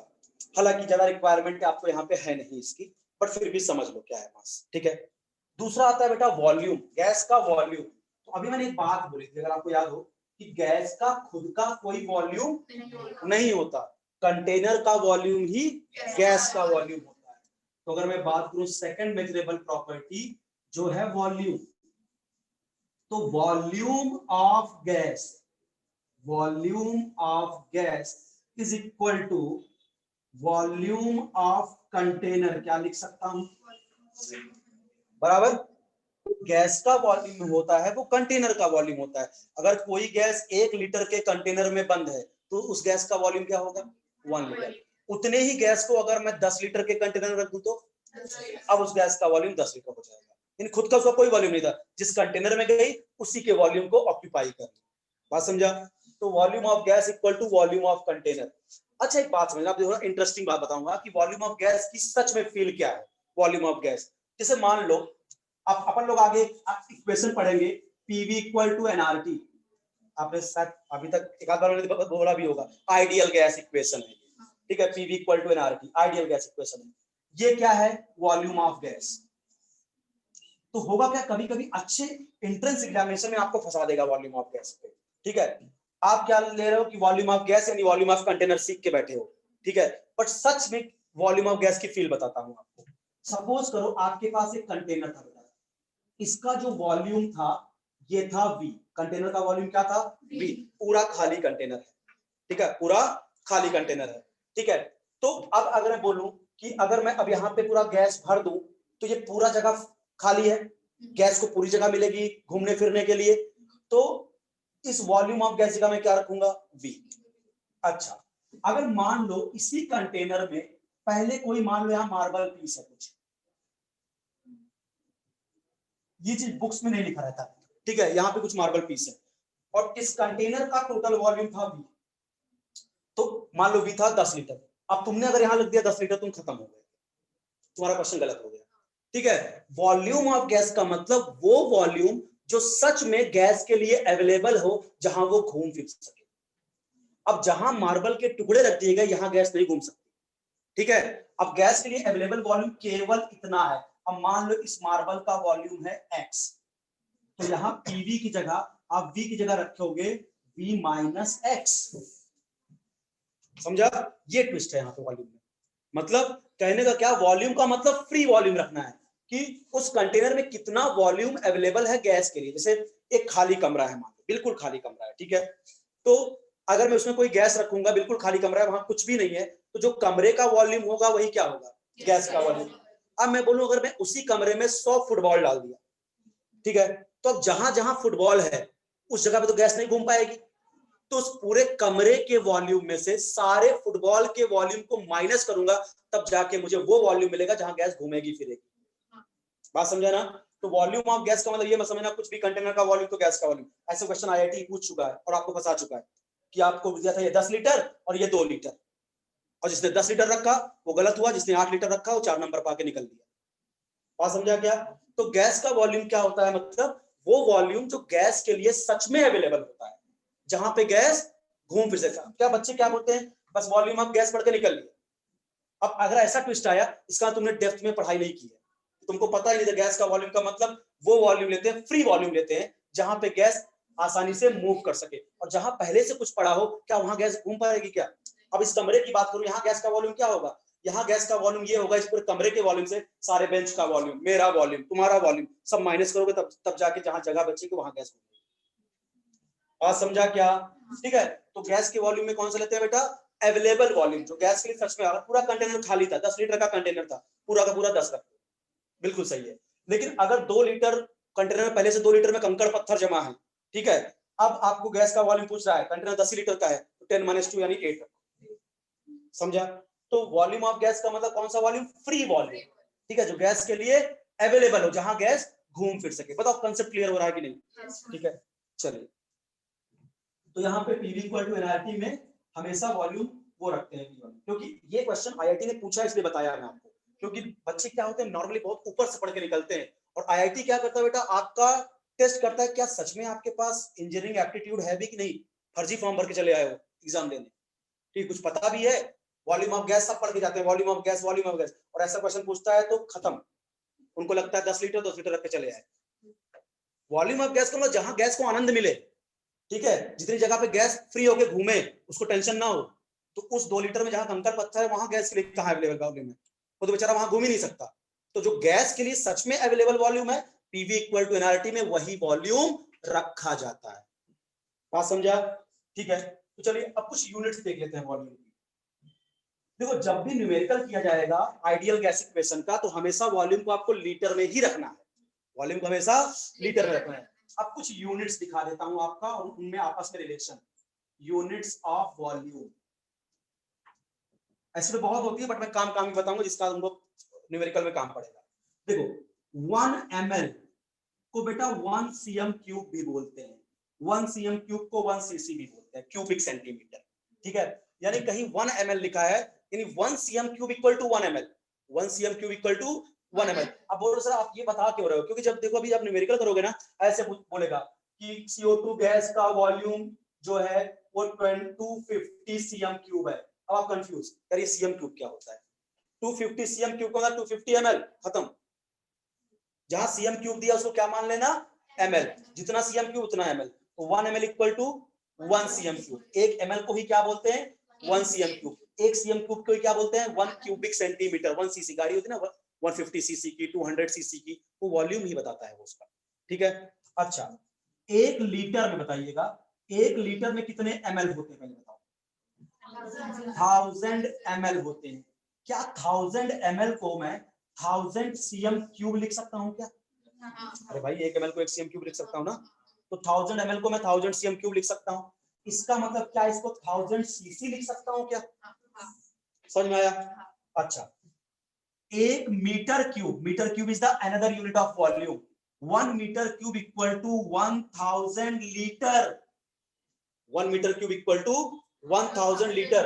1 मीटर क्यूब में 1000 लीटर होता है, 1 मीटर क्यूब में 1000 लीटर होता है। इसका मतलब क्या, इसको मैं 1000 लीटर को मैं 1000 डीएम क्यूब भी लिख सकता हूं। सर अब ये क्या बता दिए? देखो, जैसे सीएम क्यूब को ml बोलते हैं, वैसे डीएम क्यूब को लीटर बोलते हैं। जितना डीएम क्यूब लिखा रहा है उतना ही लीटर वॉल्यूम मान लो। जैसे बोला कि गैस का वॉल्यूम 20 डीएम क्यूब है, नहीं, गैस का वॉल्यूम 20 लीटर है, ठीक है। गैस का वॉल्यूम 20 सीएम क्यूब है, यानी 20 ml है। सीएम क्यूब दिया रहे तो क्या बोलोगे उसको? ml, डीएम क्यूब को लीटर, यानी 1 metre cube equal to 10⁻³ dm cube. यानी ध्यान रखो, ये बिल्कुल याद रखना, ये बहुत काम आएगा आपको। 1 metre cube equal to 1000 litre, और सीएम क्यूब जहां रहे उसको क्या मानोगे?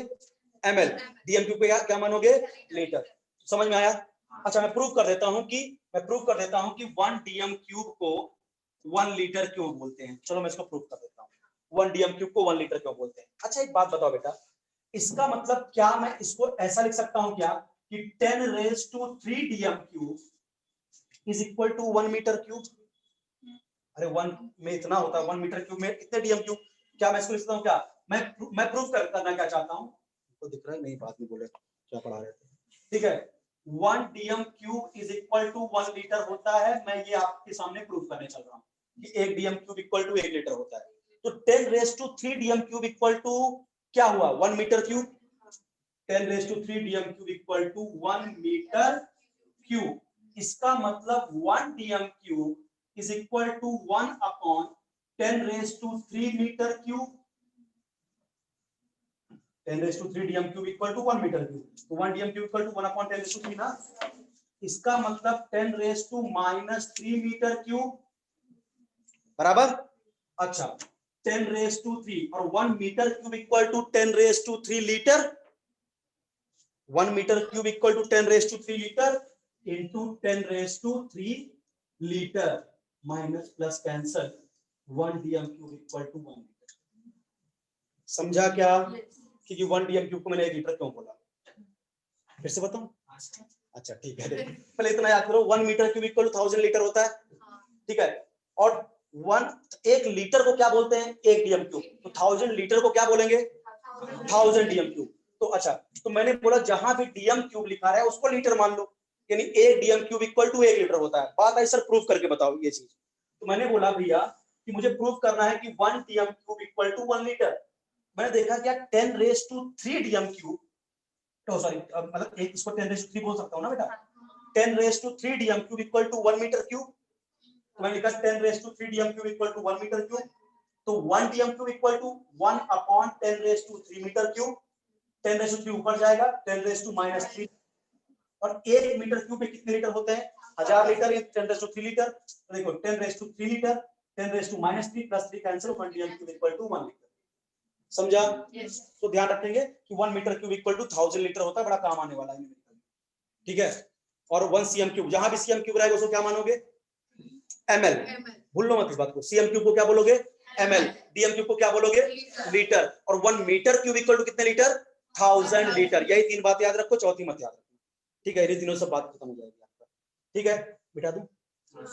समझ में आ रहा है? बाउंसर जा रहा है, समझ में आ रहा है?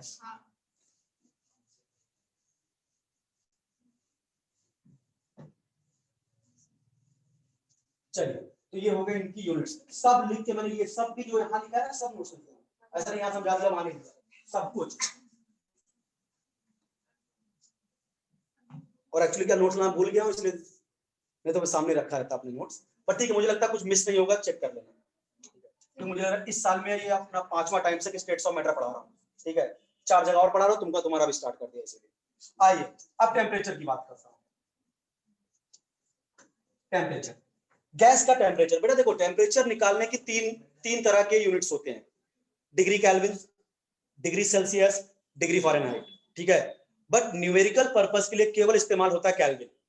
मतलब पूरे 2 साल जहां पे भी टेम्परेचर रखना हो तो आपको केल्विन में ही रखना है।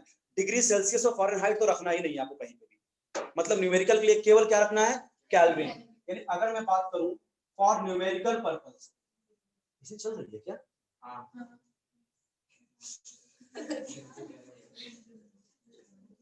For numerical purpose, Kelvin is used. Kelvin is used. ठीक है। ये राइटिंग समझ में आती है क्या? लगता है बहुत गंदा, मुझे पता है। For numerical purpose, Kelvin is used. और डिग्री केल्विन देखो, और हमेशा मैं बता रहा हूँ ना तुमको, एक एकदम पेट बात बता रहा हूँ, कभी गलती नहीं होगी। हमेशा जब भी आप क्या कहते हो क्वेश्चन करोगे, जो टेम्परेचर दिया जाएगा हमेशा तुमको डिग्री सेल्सियस में दिया जाएगा जानबूझ के। और न्यूमेरिकल 2 साल तक करना है और किसी फार्मूले में टेम्परेचर है तो गलती से अगर पता चला 27 डिग्री सेल्सियस दिया है तो अगर तुमने टेम्परेचर रख दिया 27 तो खत्म हो गए वहीं पे, ठीक है। यानी कोई भी डिग्री सेल्सियस हमेशा क्वेश्चन में देगा, और टेम्परेचर रखना है न्यूमेरिकल में उसको केल्विन में कन्वर्ट कर लेना। और बड़ा सिंपल सा कन्वर्जन होता है, degree kelvin equal to degree Celsius plus 273। कैसे आया है प्रूफ कर दूंगा थोड़ी देर में, ठीक है। ठीक है, degree kelvin equal to degree Celsius plus 273। जैसे आपसे बोला कि टेम्परेचर मेरा है 27 डिग्री सेल्सियस, तो न्यूमेरिकल करते समय मैं क्या करूंगा, 27 प्लस 273 इक्वल टू 300 केल्विन। बात समझा क्या? तो यहाँ पे इसको केल्विन में, इसको बोलते हैं absolute temperature. Kelvin is called absolute temperature, परम ताप हिंदी में बोलते हैं, ठीक है। एब्सोल्यूट टेम्परेचर, और हमेशा हिंदी में बोलते हैं, ठीक है। तो केल्विन इसके लिए यूज करते हैं, ठीक है। और कैसे करते हैं? डिग्री सेल्सियस, जितना भी डिग्री सेल्सियस दिया हो उसमें 273 जोड़ दोगे तो वो केल्विन में कन्वर्ट हो जाएगा। कैसे आया है प्रूफ करता हूं। इतनी बात समझ में आ गई। पहले टेम्परेचर को मेजर करने की 3 स्केल है, degree Celsius, degree kelvin and degree Fahrenheit, ठीक है। लेकिन न्यूमेरिकल के लिए क्या इस्तेमाल करूंगा? डिग्री केल्विन हमेशा, और क्वेश्चन में क्या दिया रहेगा? सेल्सियस, ठीक है। आइए अगला तीनों टेम्परेचर में आपस में रिलेशन बताता हूं क्या होगा, किसका लोअर फिक्स पॉइंट क्या होता है, किसका हायर फिक्स पॉइंट। देखो, डिग्री सेल्सियस, डिग्री फ़ारेनहाइट और डिग्री केल्विन, यही 3 जो होती है टेम्परेचर को मेजर करने का तरीका होता है, 3 यूनिट्स होती है। आइए, इसका मतलब ये 3 थर्मामीटर है ऐसा समझो, ठीक है। डिग्री सेल्सियस का एक थर्मामीटर होता होगा, एक फ़ारेनहाइट का होता होगा और एक केल्विन का। जो डॉक्टर बुखार नापते हैं फ़ारेनहाइट वाला होता है, ठीक है। तो क्या होता है, अब हर थर्मामीटर देखते हो कि एक लोअर फिक्स्ड पॉइंट होता है, एक अपर फिक्स्ड पॉइंट होता है। अगर कभी थर्मामीटर देखा हो, कुछ ऐसे डिविजन्स बने होते हैं, ठीक है। एक सबसे नीचे वाली लाइन होगी जो जहां से स्टार्ट होगा मरकरी ऊपर जाना, और एक सबसे टॉप होगा। बात समझा? इसका मतलब हर थर्मामीटर का एक लोअर फिक्स्ड पॉइंट होता है, एक लोअर फिक्स्ड पॉइंट होता है जिसको हम उस थर्मामीटर का मेल्टिंग पॉइंट बोलते हैं, ठीक है। और हर थर्मामीटर स्केल में एक हायर फिक्स्ड पॉइंट होता है, हायर फिक्स्ड पॉइंट होता है जिसको हम बॉइलिंग पॉइंट बोलते हैं। और हर थर्मामीटर में कुछ नंबर ऑफ डिविजन्स होते हैं, कुछ लाइंस बनी होती है, कुछ नंबर ऑफ डिविजन्स होते हैं। तो जैसे देखो, डिग्री सेल्सियस का जो लोअर फिक्स्ड पॉइंट होता है वो होता है 0 डिग्री सेल्सियस, ठीक है। और जो हायर फिक्स्ड पॉइंट होता है वो होता है 100 डिग्री सेल्सियस, ठीक है। इसका मतलब नंबर ऑफ डिवीजन कैसे निकालते हैं, boiling point minus melting point का तो नंबर ऑफ डिवीजन आ जाएगा। इसका मतलब 100 माइनस 0 यानी 100 डिवीजन होते हैं डिग्री सेल्सियस वाले स्केल में, ठीक है। डिग्री फ़ारेनहाइट का लोअर फिक्स पॉइंट होता है 32 डिग्री फ़ारेनहाइट। जो लोअर फिक्स पॉइंट होता है इसका वो होता है 32 डिग्री फ़ारेनहाइट। और हायर फिक्स पॉइंट होता है 212 degree Fahrenheit. Higher fix point होता है 212 डिग्री फ़ारेनहाइट। इसका मतलब नंबर ऑफ डिवीजन 212 माइनस 32 बोले तो 180, ठीक है। 180 डिवीजन होते हैं फ़ारेनहाइट वाले स्केल में।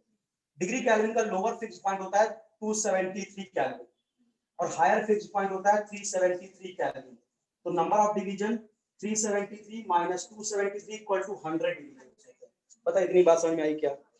अब आता है इनमें रिलेशंस क्या होते हैं, टेम्परेचर रिलेशन, कैसे हम फ़ारेनहाइट को डिग्री सेल्सियस में कन्वर्ट करेंगे, कैसे हम डिग्री सेल्सियस को केल्विन में कन्वर्ट करेंगे। तो इनके रिलेशन को निकालने के लिए मैं एक आपको फार्मूला देता हूं। इन टेम्परेचर में रिलेशन कैसे निकालते हैं, x minus melting point upon boiling point minus melting point. x तो समझते होगे, अच्छा ठीक है, चलो x समझ रहा है वो, ठीक है। x को कोई वैसे भी नहीं भूल पाता, ठीक है। तो x क्या है आपका, name of the scale. x क्या है आपका, नेम ऑफ द स्केल। कुछ लोग तो सोच में पड़ गए, पता नहीं कैसी होगी वो, नेम ऑफ द स्केल, ठीक है। मुझे ऐसे भी होगी, अच्छी होगी, ठीक है। Name of the scale. तो देखिए इसका मतलब x में भी डिग्री सेल्सियस, में भी फ़ारेनहाइट, में भी डिग्री केल्विन, ठीक है। चलो अगर मैं डिग्री सेल्सियस के लिए इक्वेशन लिखना चाहूं तो x की जगह क्या रखूंगा, डिग्री। और ध्यान समझना, degree Celsius minus melting point 0 upon boiling point में मेल्टिंग पॉइंट 100, ठीक है। तो यहाँ आ गया 100। अच्छा अगर इसी रिलेशन को मैं फ़ारेनहाइट के लिए लिखना चाहूं तो x की जगह क्या रखूंगा, degree Fahrenheit, name of the scale, minus melting point 32 upon 180 बराबर। अब अगर डिग्री केल्विन के लिए रिलेशन लिखो तो डिग्री केल्विन माइनस 273 अपॉन 100 बराबर। अब देखो अगर इतना बड़ी बड़ी वैल्यू है, सॉल्व करने में तकलीफ होगी, जरा इसको छोटा करते हैं। सारे डिनोमिनेटर को 20 से डिवाइड मार दो, डिनोमिनेटर को 20 से डिवाइड मारो तो क्या आएगा, इनको लोग को नहीं दिखता एक्चुअली, ठीक है। इधर देखो क्या आएगा बेटा, अगर डिनोमिनेटर को 20 से डिवाइड मारोगे तो डिग्री सेल्सियस अपॉन 5, 25 से 100, ठीक है। डिग्री फ़ारेनहाइट माइनस 32 अपॉन 9, 29 से 180, ठीक है। और डिग्री केल्विन माइनस 273 अपॉन 5, ये आपस में इनके रिलेशन है जिससे तुम एक दूसरे में कन्वर्ट कर सकते हो। चलो अभी हमने क्या बोला था कि अगर टेम्परेचर 27 डिग्री सेल्सियस हो तो इसको केल्विन में कन्वर्ट करो, बराबर। मैंने बोला था भैया डिग्री सेल्सियस में 273 जोड़ दो, बोला था, अप्रूव करके दिखाता हूं। दिया है डिग्री सेल्सियस, कन्वर्ट किसमें करना है, केल्विन में। तो अपन लोग इसको इक्वेट कर देंगे, यानी degree Celsius upon 5 is equal to degree kelvin minus 273 upon 5, ठीक है, खत्म, ठीक है। डिग्री सेल्सियस कितना दिया है 27 equal to degree kelvin minus 273। So degree kelvin equal to क्या हो जाएगा, 27 प्लस 273 इक्वल टू 300। समझा क्या, मतलब बात तो वही हो गई ना। इसका मतलब क्या, डिग्री केल्विन अगर मैं यहां से फॉर्मूला निकालूं तो degree kelvin equal to 5 5 cut गया, डिग्री केल्विन क्या आएगा, डिग्री सेल्सियस में 273 इधर लाऊं, जोड़ दूं तो डिग्री सेल्सियस प्लस 273। समझा कि नहीं समझा, किसी को डाउट तो नहीं है? चलो अब मान लो आपसे बोला कि 25 डिग्री सेल्सियस को फ़ारेनहाइट में कन्वर्ट करो। सपोज करो कभी मतलब ये आपके बोर्ड में पूछ सकता है ऐसा 11th के एग्जाम में कि 25 डिग्री सेल्सियस को फ़ारेनहाइट में कन्वर्ट करो। तो इसका मतलब अब मुझे इन दोनों को इक्वेट करना होगा। तो इसका मतलब degree Celsius upon 5 is equal to degree Fahrenheit minus 32/9 बराबर ये डिग्री सेल्सियस कितना दिया है 25। तो 25/5 equal to degree Fahrenheit minus 32/9। I hope ये 5 आएगा equal to degree Fahrenheit minus 32/9। ये 9 क्रॉस मल्टीप्लाई होगा तो ये हो जाएगा 45 ना डिग्री फ़ारेनहाइट प्लस माइनस 32। इसका मतलब degree Fahrenheit equal to 45 plus 32। I hope ये हो जाएगा 45 55 65 75 77 डिग्री फ़ारेनहाइट। समझा? तो किसी भी स्केल में कन्वर्ट कर लोगे ठीक है। बट आपको सब भूल जाना बट ये degree kelvin equal to degree Celsius plus 273 क्योंकि सारे न्यूमेरिकल में आपको कभी फ़ारेनहाइट देगा ही नहीं 100% बता रहा हूँ कभी फ़ारेनहाइट नहीं देगा कि तुमको उसको केल्विन में कन्वर्ट करने की रिक्वायरमेंट आ जाए और रिक्वायरमेंट आ जाएगी तो इन दोनों की इक्वेट करके कर भी सकते हो। लेकिन आज तक ऐसा क्वेश्चन बना ही नहीं है जहां तुम डिग्री फ़ारेनहाइट को केल्विन में लाना हो ठीक है। हमेशा देगा डिग्री सेल्सियस को ही केल्विन लेना क्योंकि न्यूमेरिकल में क्या यूज होगा केल्विन। और नॉर्मल हम लोग अच्छा बताओ जितनी भी तुम लोग बातें करते हो बोलचाल शब्दों में टेम्परेचर किस में बताते हो डिग्री सेल्सियस ना बाहर का टेम्परेचर इतना डिग्री सेल्सियस यानी सबसे ज्यादा यूज क्या होता है डिग्री सेल्सियस और न्यूमेरिकल में करना क्या होगा केल्विन इसलिए डिग्री सेल्सियस में 273 जोड़ोगे केल्विन में कन्वर्ट हो जाएगा। बात समझा? कोई दिक्कत है किसी को समझने में बताओ समझा बालिका समझो?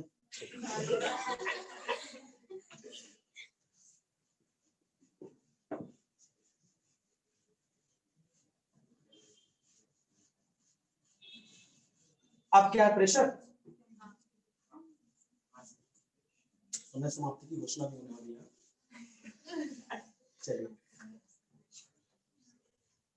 ये मिटता नहीं यार वैक्सीन देता हूं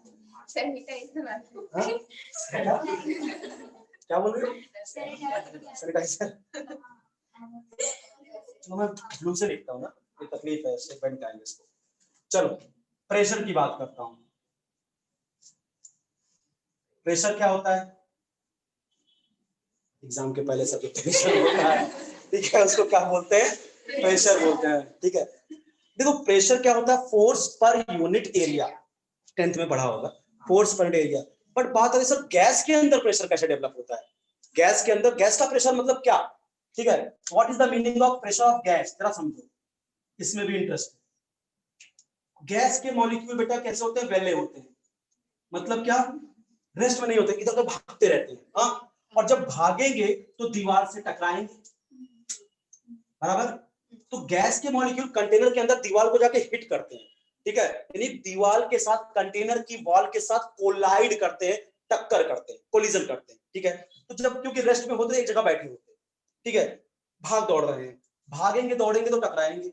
तो जब गैस के मॉलिक्यूल कंटेनर की वॉल से टकराते हैं तो मोमेंटम में चेंज आता है। मोमेंटम में क्या आता है change and rate of change of momentum is called force Newton second law. बात समझा क्या?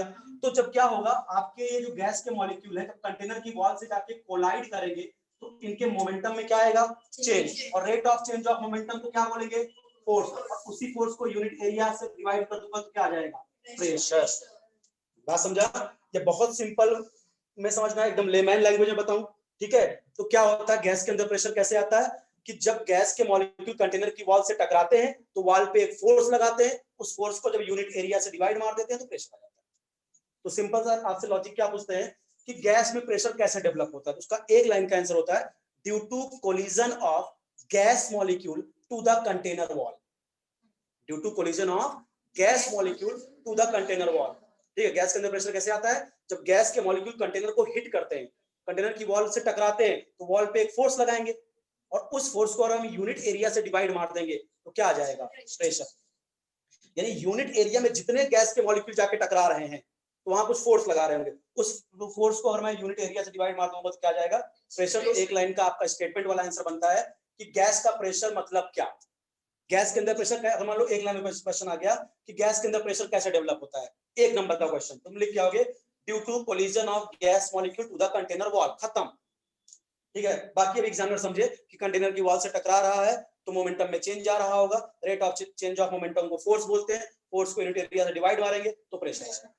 ठीक है, बट तुम इतना याद रखो गैस के अंदर प्रेशर कैसे डेवलप होता है, गैस के मॉलिक्यूल कंटेनर की वॉल से टकराते हैं और प्रेशर जनरेट करते हैं। समझ में आया? अब आता है यूनिट ऑफ प्रेशर कि क्या क्या यूनिट्स होती हैं, यूनिट्स ऑफ प्रेशर। ठीक है, चलिए साहब, प्रेशर की यूनिट बहुत सारी यूनिट होती है, जैसे आपने एक होती है न्यूटन पर मीटर स्क्वायर, या इसी को अपन लोग पास्कल बोलते हैं, पास्कल नॉट रास्कल। ठीक है, पास्कल। ठीक है, न्यूटन पर मीटर स्क्वायर या पास्कल।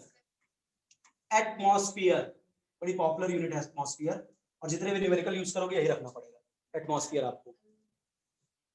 बार समझते ही होगे। ठीक है, प्रेशर की यूनिट है बार। ठीक है, ठीक है, बार। अगला क्या, टॉर। ठीक है, mmHg millimetre Hg, centimetre Hg, ये सब क्या है बेटा, प्रेशर की यूनिट है। ठीक है, न्यूटन पर मीटर स्क्वायर, एटमॉस्फेयर, बार, टॉर, mmHg, सेंटीमीटर Hg। ठीक है, डाइन भी होता है। ठीक है, बट डाइन अभी हटा दिया गया है जेई के सिलेबस से, DYNE डाइन, डाइन जानते हो ना, एक डाइन। ठीक है, सेंटीमीटर Hg, डाइन अभी है नहीं अपने पास। ठीक है, चलिए, तो अब इनमें आपस में रिलेशन क्या होता है जरा इसको देख लेते हैं। ठीक है, थोड़ा सा मैं आपका 5-10 मिनट एक्स्ट्रा लूंगा क्योंकि कंटेंट खत्म करूंगा। चलेगा, बोर तो नहीं हो रहा?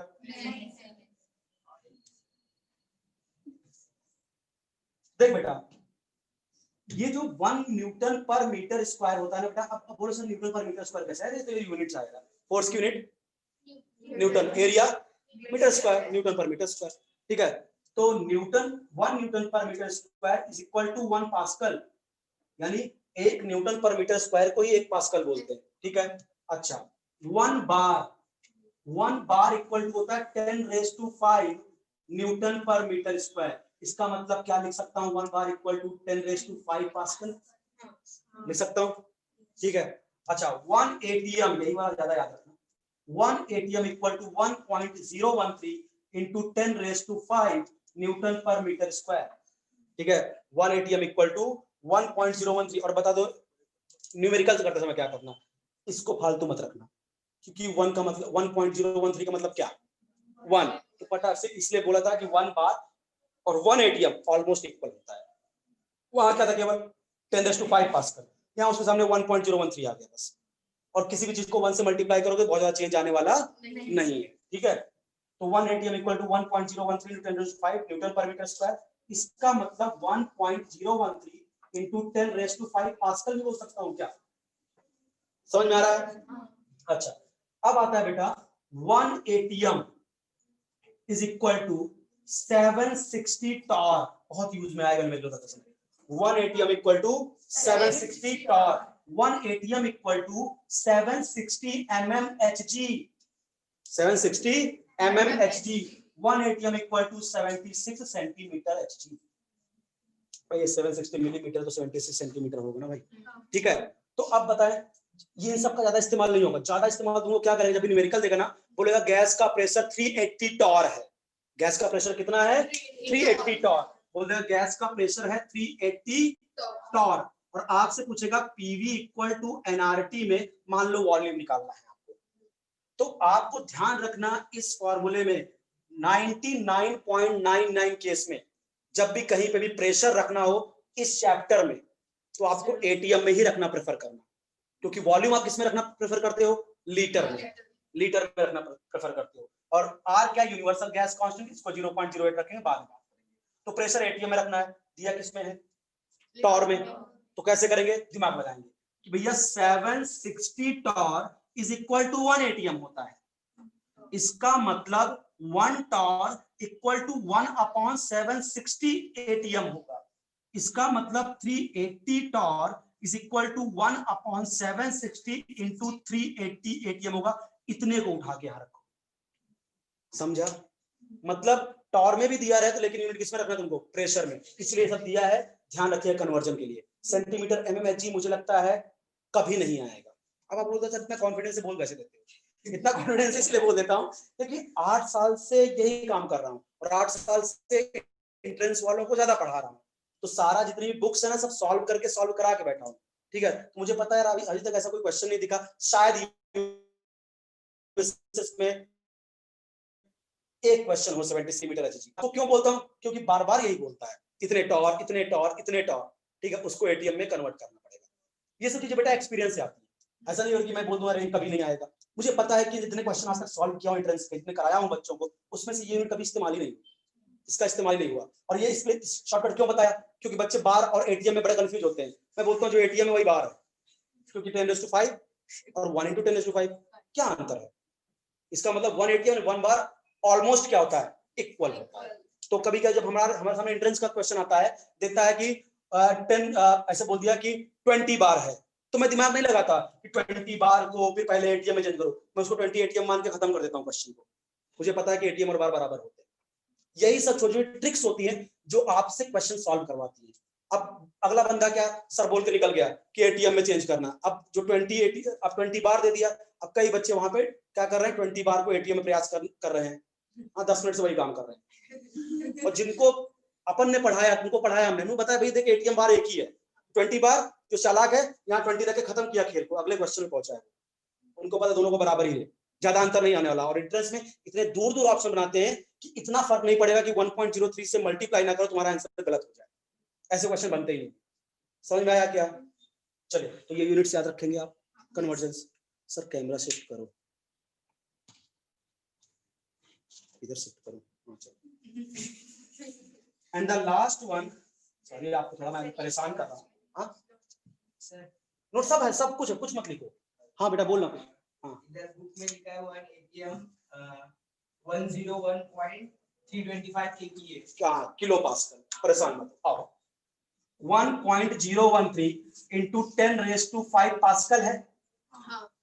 अब किलो पास्कल क्या होगा, पास्कल को अगर किलो पास्कल, ग्राम को किलोग्राम में बदलना हो तो क्या करते हो, 1000 डिवाइड मारते हो। अब देखो यहाँ डिवाइड मत मारो, दिमाग लगाएंगे। ये है, अगर मैं यहां से 10⁵2 को यहां शिफ्ट कर दूं, 10⁵2 को यहां पे शिफ्ट कर दूं, तो ये क्या हो जाएगा 101.3 इंटू 10⁵ क्या बचेगा 3 किलो पास्कल। खत्म, समझा? आया समझ में? तो वही वो करके लिख दिया है। तो मैं इतना मानता था कि तुम पास्कल पे किलो पास्कल में कन्वर्ट कर लोगे, बात समझा? ठीक है, चलिए last one is the density. Sorry आपको बहुत परेशान कर रहा हूं, आप क्षमा प्रार्थी हूं। डेंसिटी, गैस की डेंसिटी, ठीक है, क्योंकि ये एक टॉपिक रह जाएगा, शाम को अपन लोग मिलेंगे, wonder wall force of attraction, जबरदस्त टॉपिक रहेगा शाम का, ठीक है। डेंसिटी, तो डेंसिटी क्या होती है बेटा, मास अपॉन वॉल्यूम। गैस में बेटे दो तरह की डेंसिटी होती है, एक होती है बेटे वेपर डेंसिटी, खत्म है बस 2 मिनट लगेगा, वेपर डेंसिटी, और दूसरी होती है एब्सोल्यूट डेंसिटी। एब्सोल्यूट डेंसिटी, अगर मैं बताऊं वेपर डेंसिटी की कोई यूनिट ही नहीं होती, ये क्या है, कंपैरिजन है। मतलब वेपर डेंसिटी पिछले लेक्चर में बताया था, इक्वल टू होता है मोलर मास बाय 2। किसी गैस की वेपर डेंसिटी निकालना है, उस गैस के मोलर मास को 2 से डिवाइड मार दो। बोलो सर ये 2 क्या है? 2 बेटा हाइड्रोजन गैस का मास है, ठीक है। पहले ये देखा जाता है कि भाई हाइड्रोजन H2 क्या होता है, H2 कितने ग्राम का होगा, 2 ग्राम का। तो वेपर डेंसिटी का मतलब ये है कि कोई भी गैस हाइड्रोजन गैस से कितना भारी है, उसको वेपर डेंसिटी बोलते हैं। बात समझा ना? अब यहीं पे अगर मैं क्या लिखूं, O2, ऑक्सीजन क्या होगा 32 ग्राम। अब यहां पे कर दूं 32, इसका मतलब कोई भी गैस ऑक्सीजन गैस से कितना भारी है। लेकिन वेपर क्योंकि सबसे हल्की गैस कौन होती है, हाइड्रोजन, इसीलिए हाइड्रोजन से ये चीज एक्सप्लेन की गई कि भाई सबसे हल्की हाइड्रोजन है, उससे भारी कितनी है, उससे कितनी भारी है, उससे कितनी भारी है।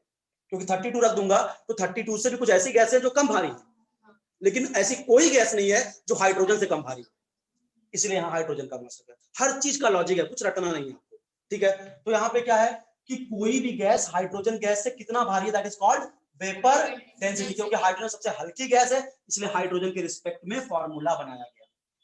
क्योंकि दूसरा गैस रख देते तो उससे कुछ ऐसी भी गैस है जो कम भारी है, तो बात खराब हो जाती पूरी, ठीक है, पूरा रायता फैल जाता, ठीक। तो यहाँ पे क्या है, मोलर मास बाई 2, और इसकी कोई यूनिट नहीं होती, इसकी कोई यूनिट नहीं होती यहाँ पे, क्योंकि ये कंपैरिजन है कि कोई भी गैस हाइड्रोजन गैस की तुलना में कितनी भारी है, that is called vapour density, ठीक है। Absolute density is the real density of gas, और इसका फॉर्मूला होता है रो, रो को डेंसिटी बोलते हैं, equal to pm upon RT। ये डेंसिटी निकालने का फॉर्मूला है गैस का, जहां पे P क्या है बेटा, pressure of gas, pressure of gas. M is the mass, नहीं molar mass of gas. M क्या है, चलो मैं इसका MO लिख देता हूं, तो molar mass of gas. T क्या है, एब्सोल्यूट टेम्परेचर, यानी टेम्परेचर इन केल्विन। आज बताया ना, कोई भी फॉर्मूले में टेम्परेचर है तो न्यूमेरिकल करते समय क्या करोगे, केल्विन में ही रखना है तुमको। बाकी बात आती है साहब, ये R क्या है, R is called universal gas constant. इनकी बारे में बात बहुत करेंगे आगे जब हम आइडियल गैस इक्वेशन पढ़ेंगे। R को बोलते हैं UGC, यूनिवर्सल गैस कांस्टेंट। इनकी 3 वैल्यू होती है, 3 अलग अलग यूनिट में।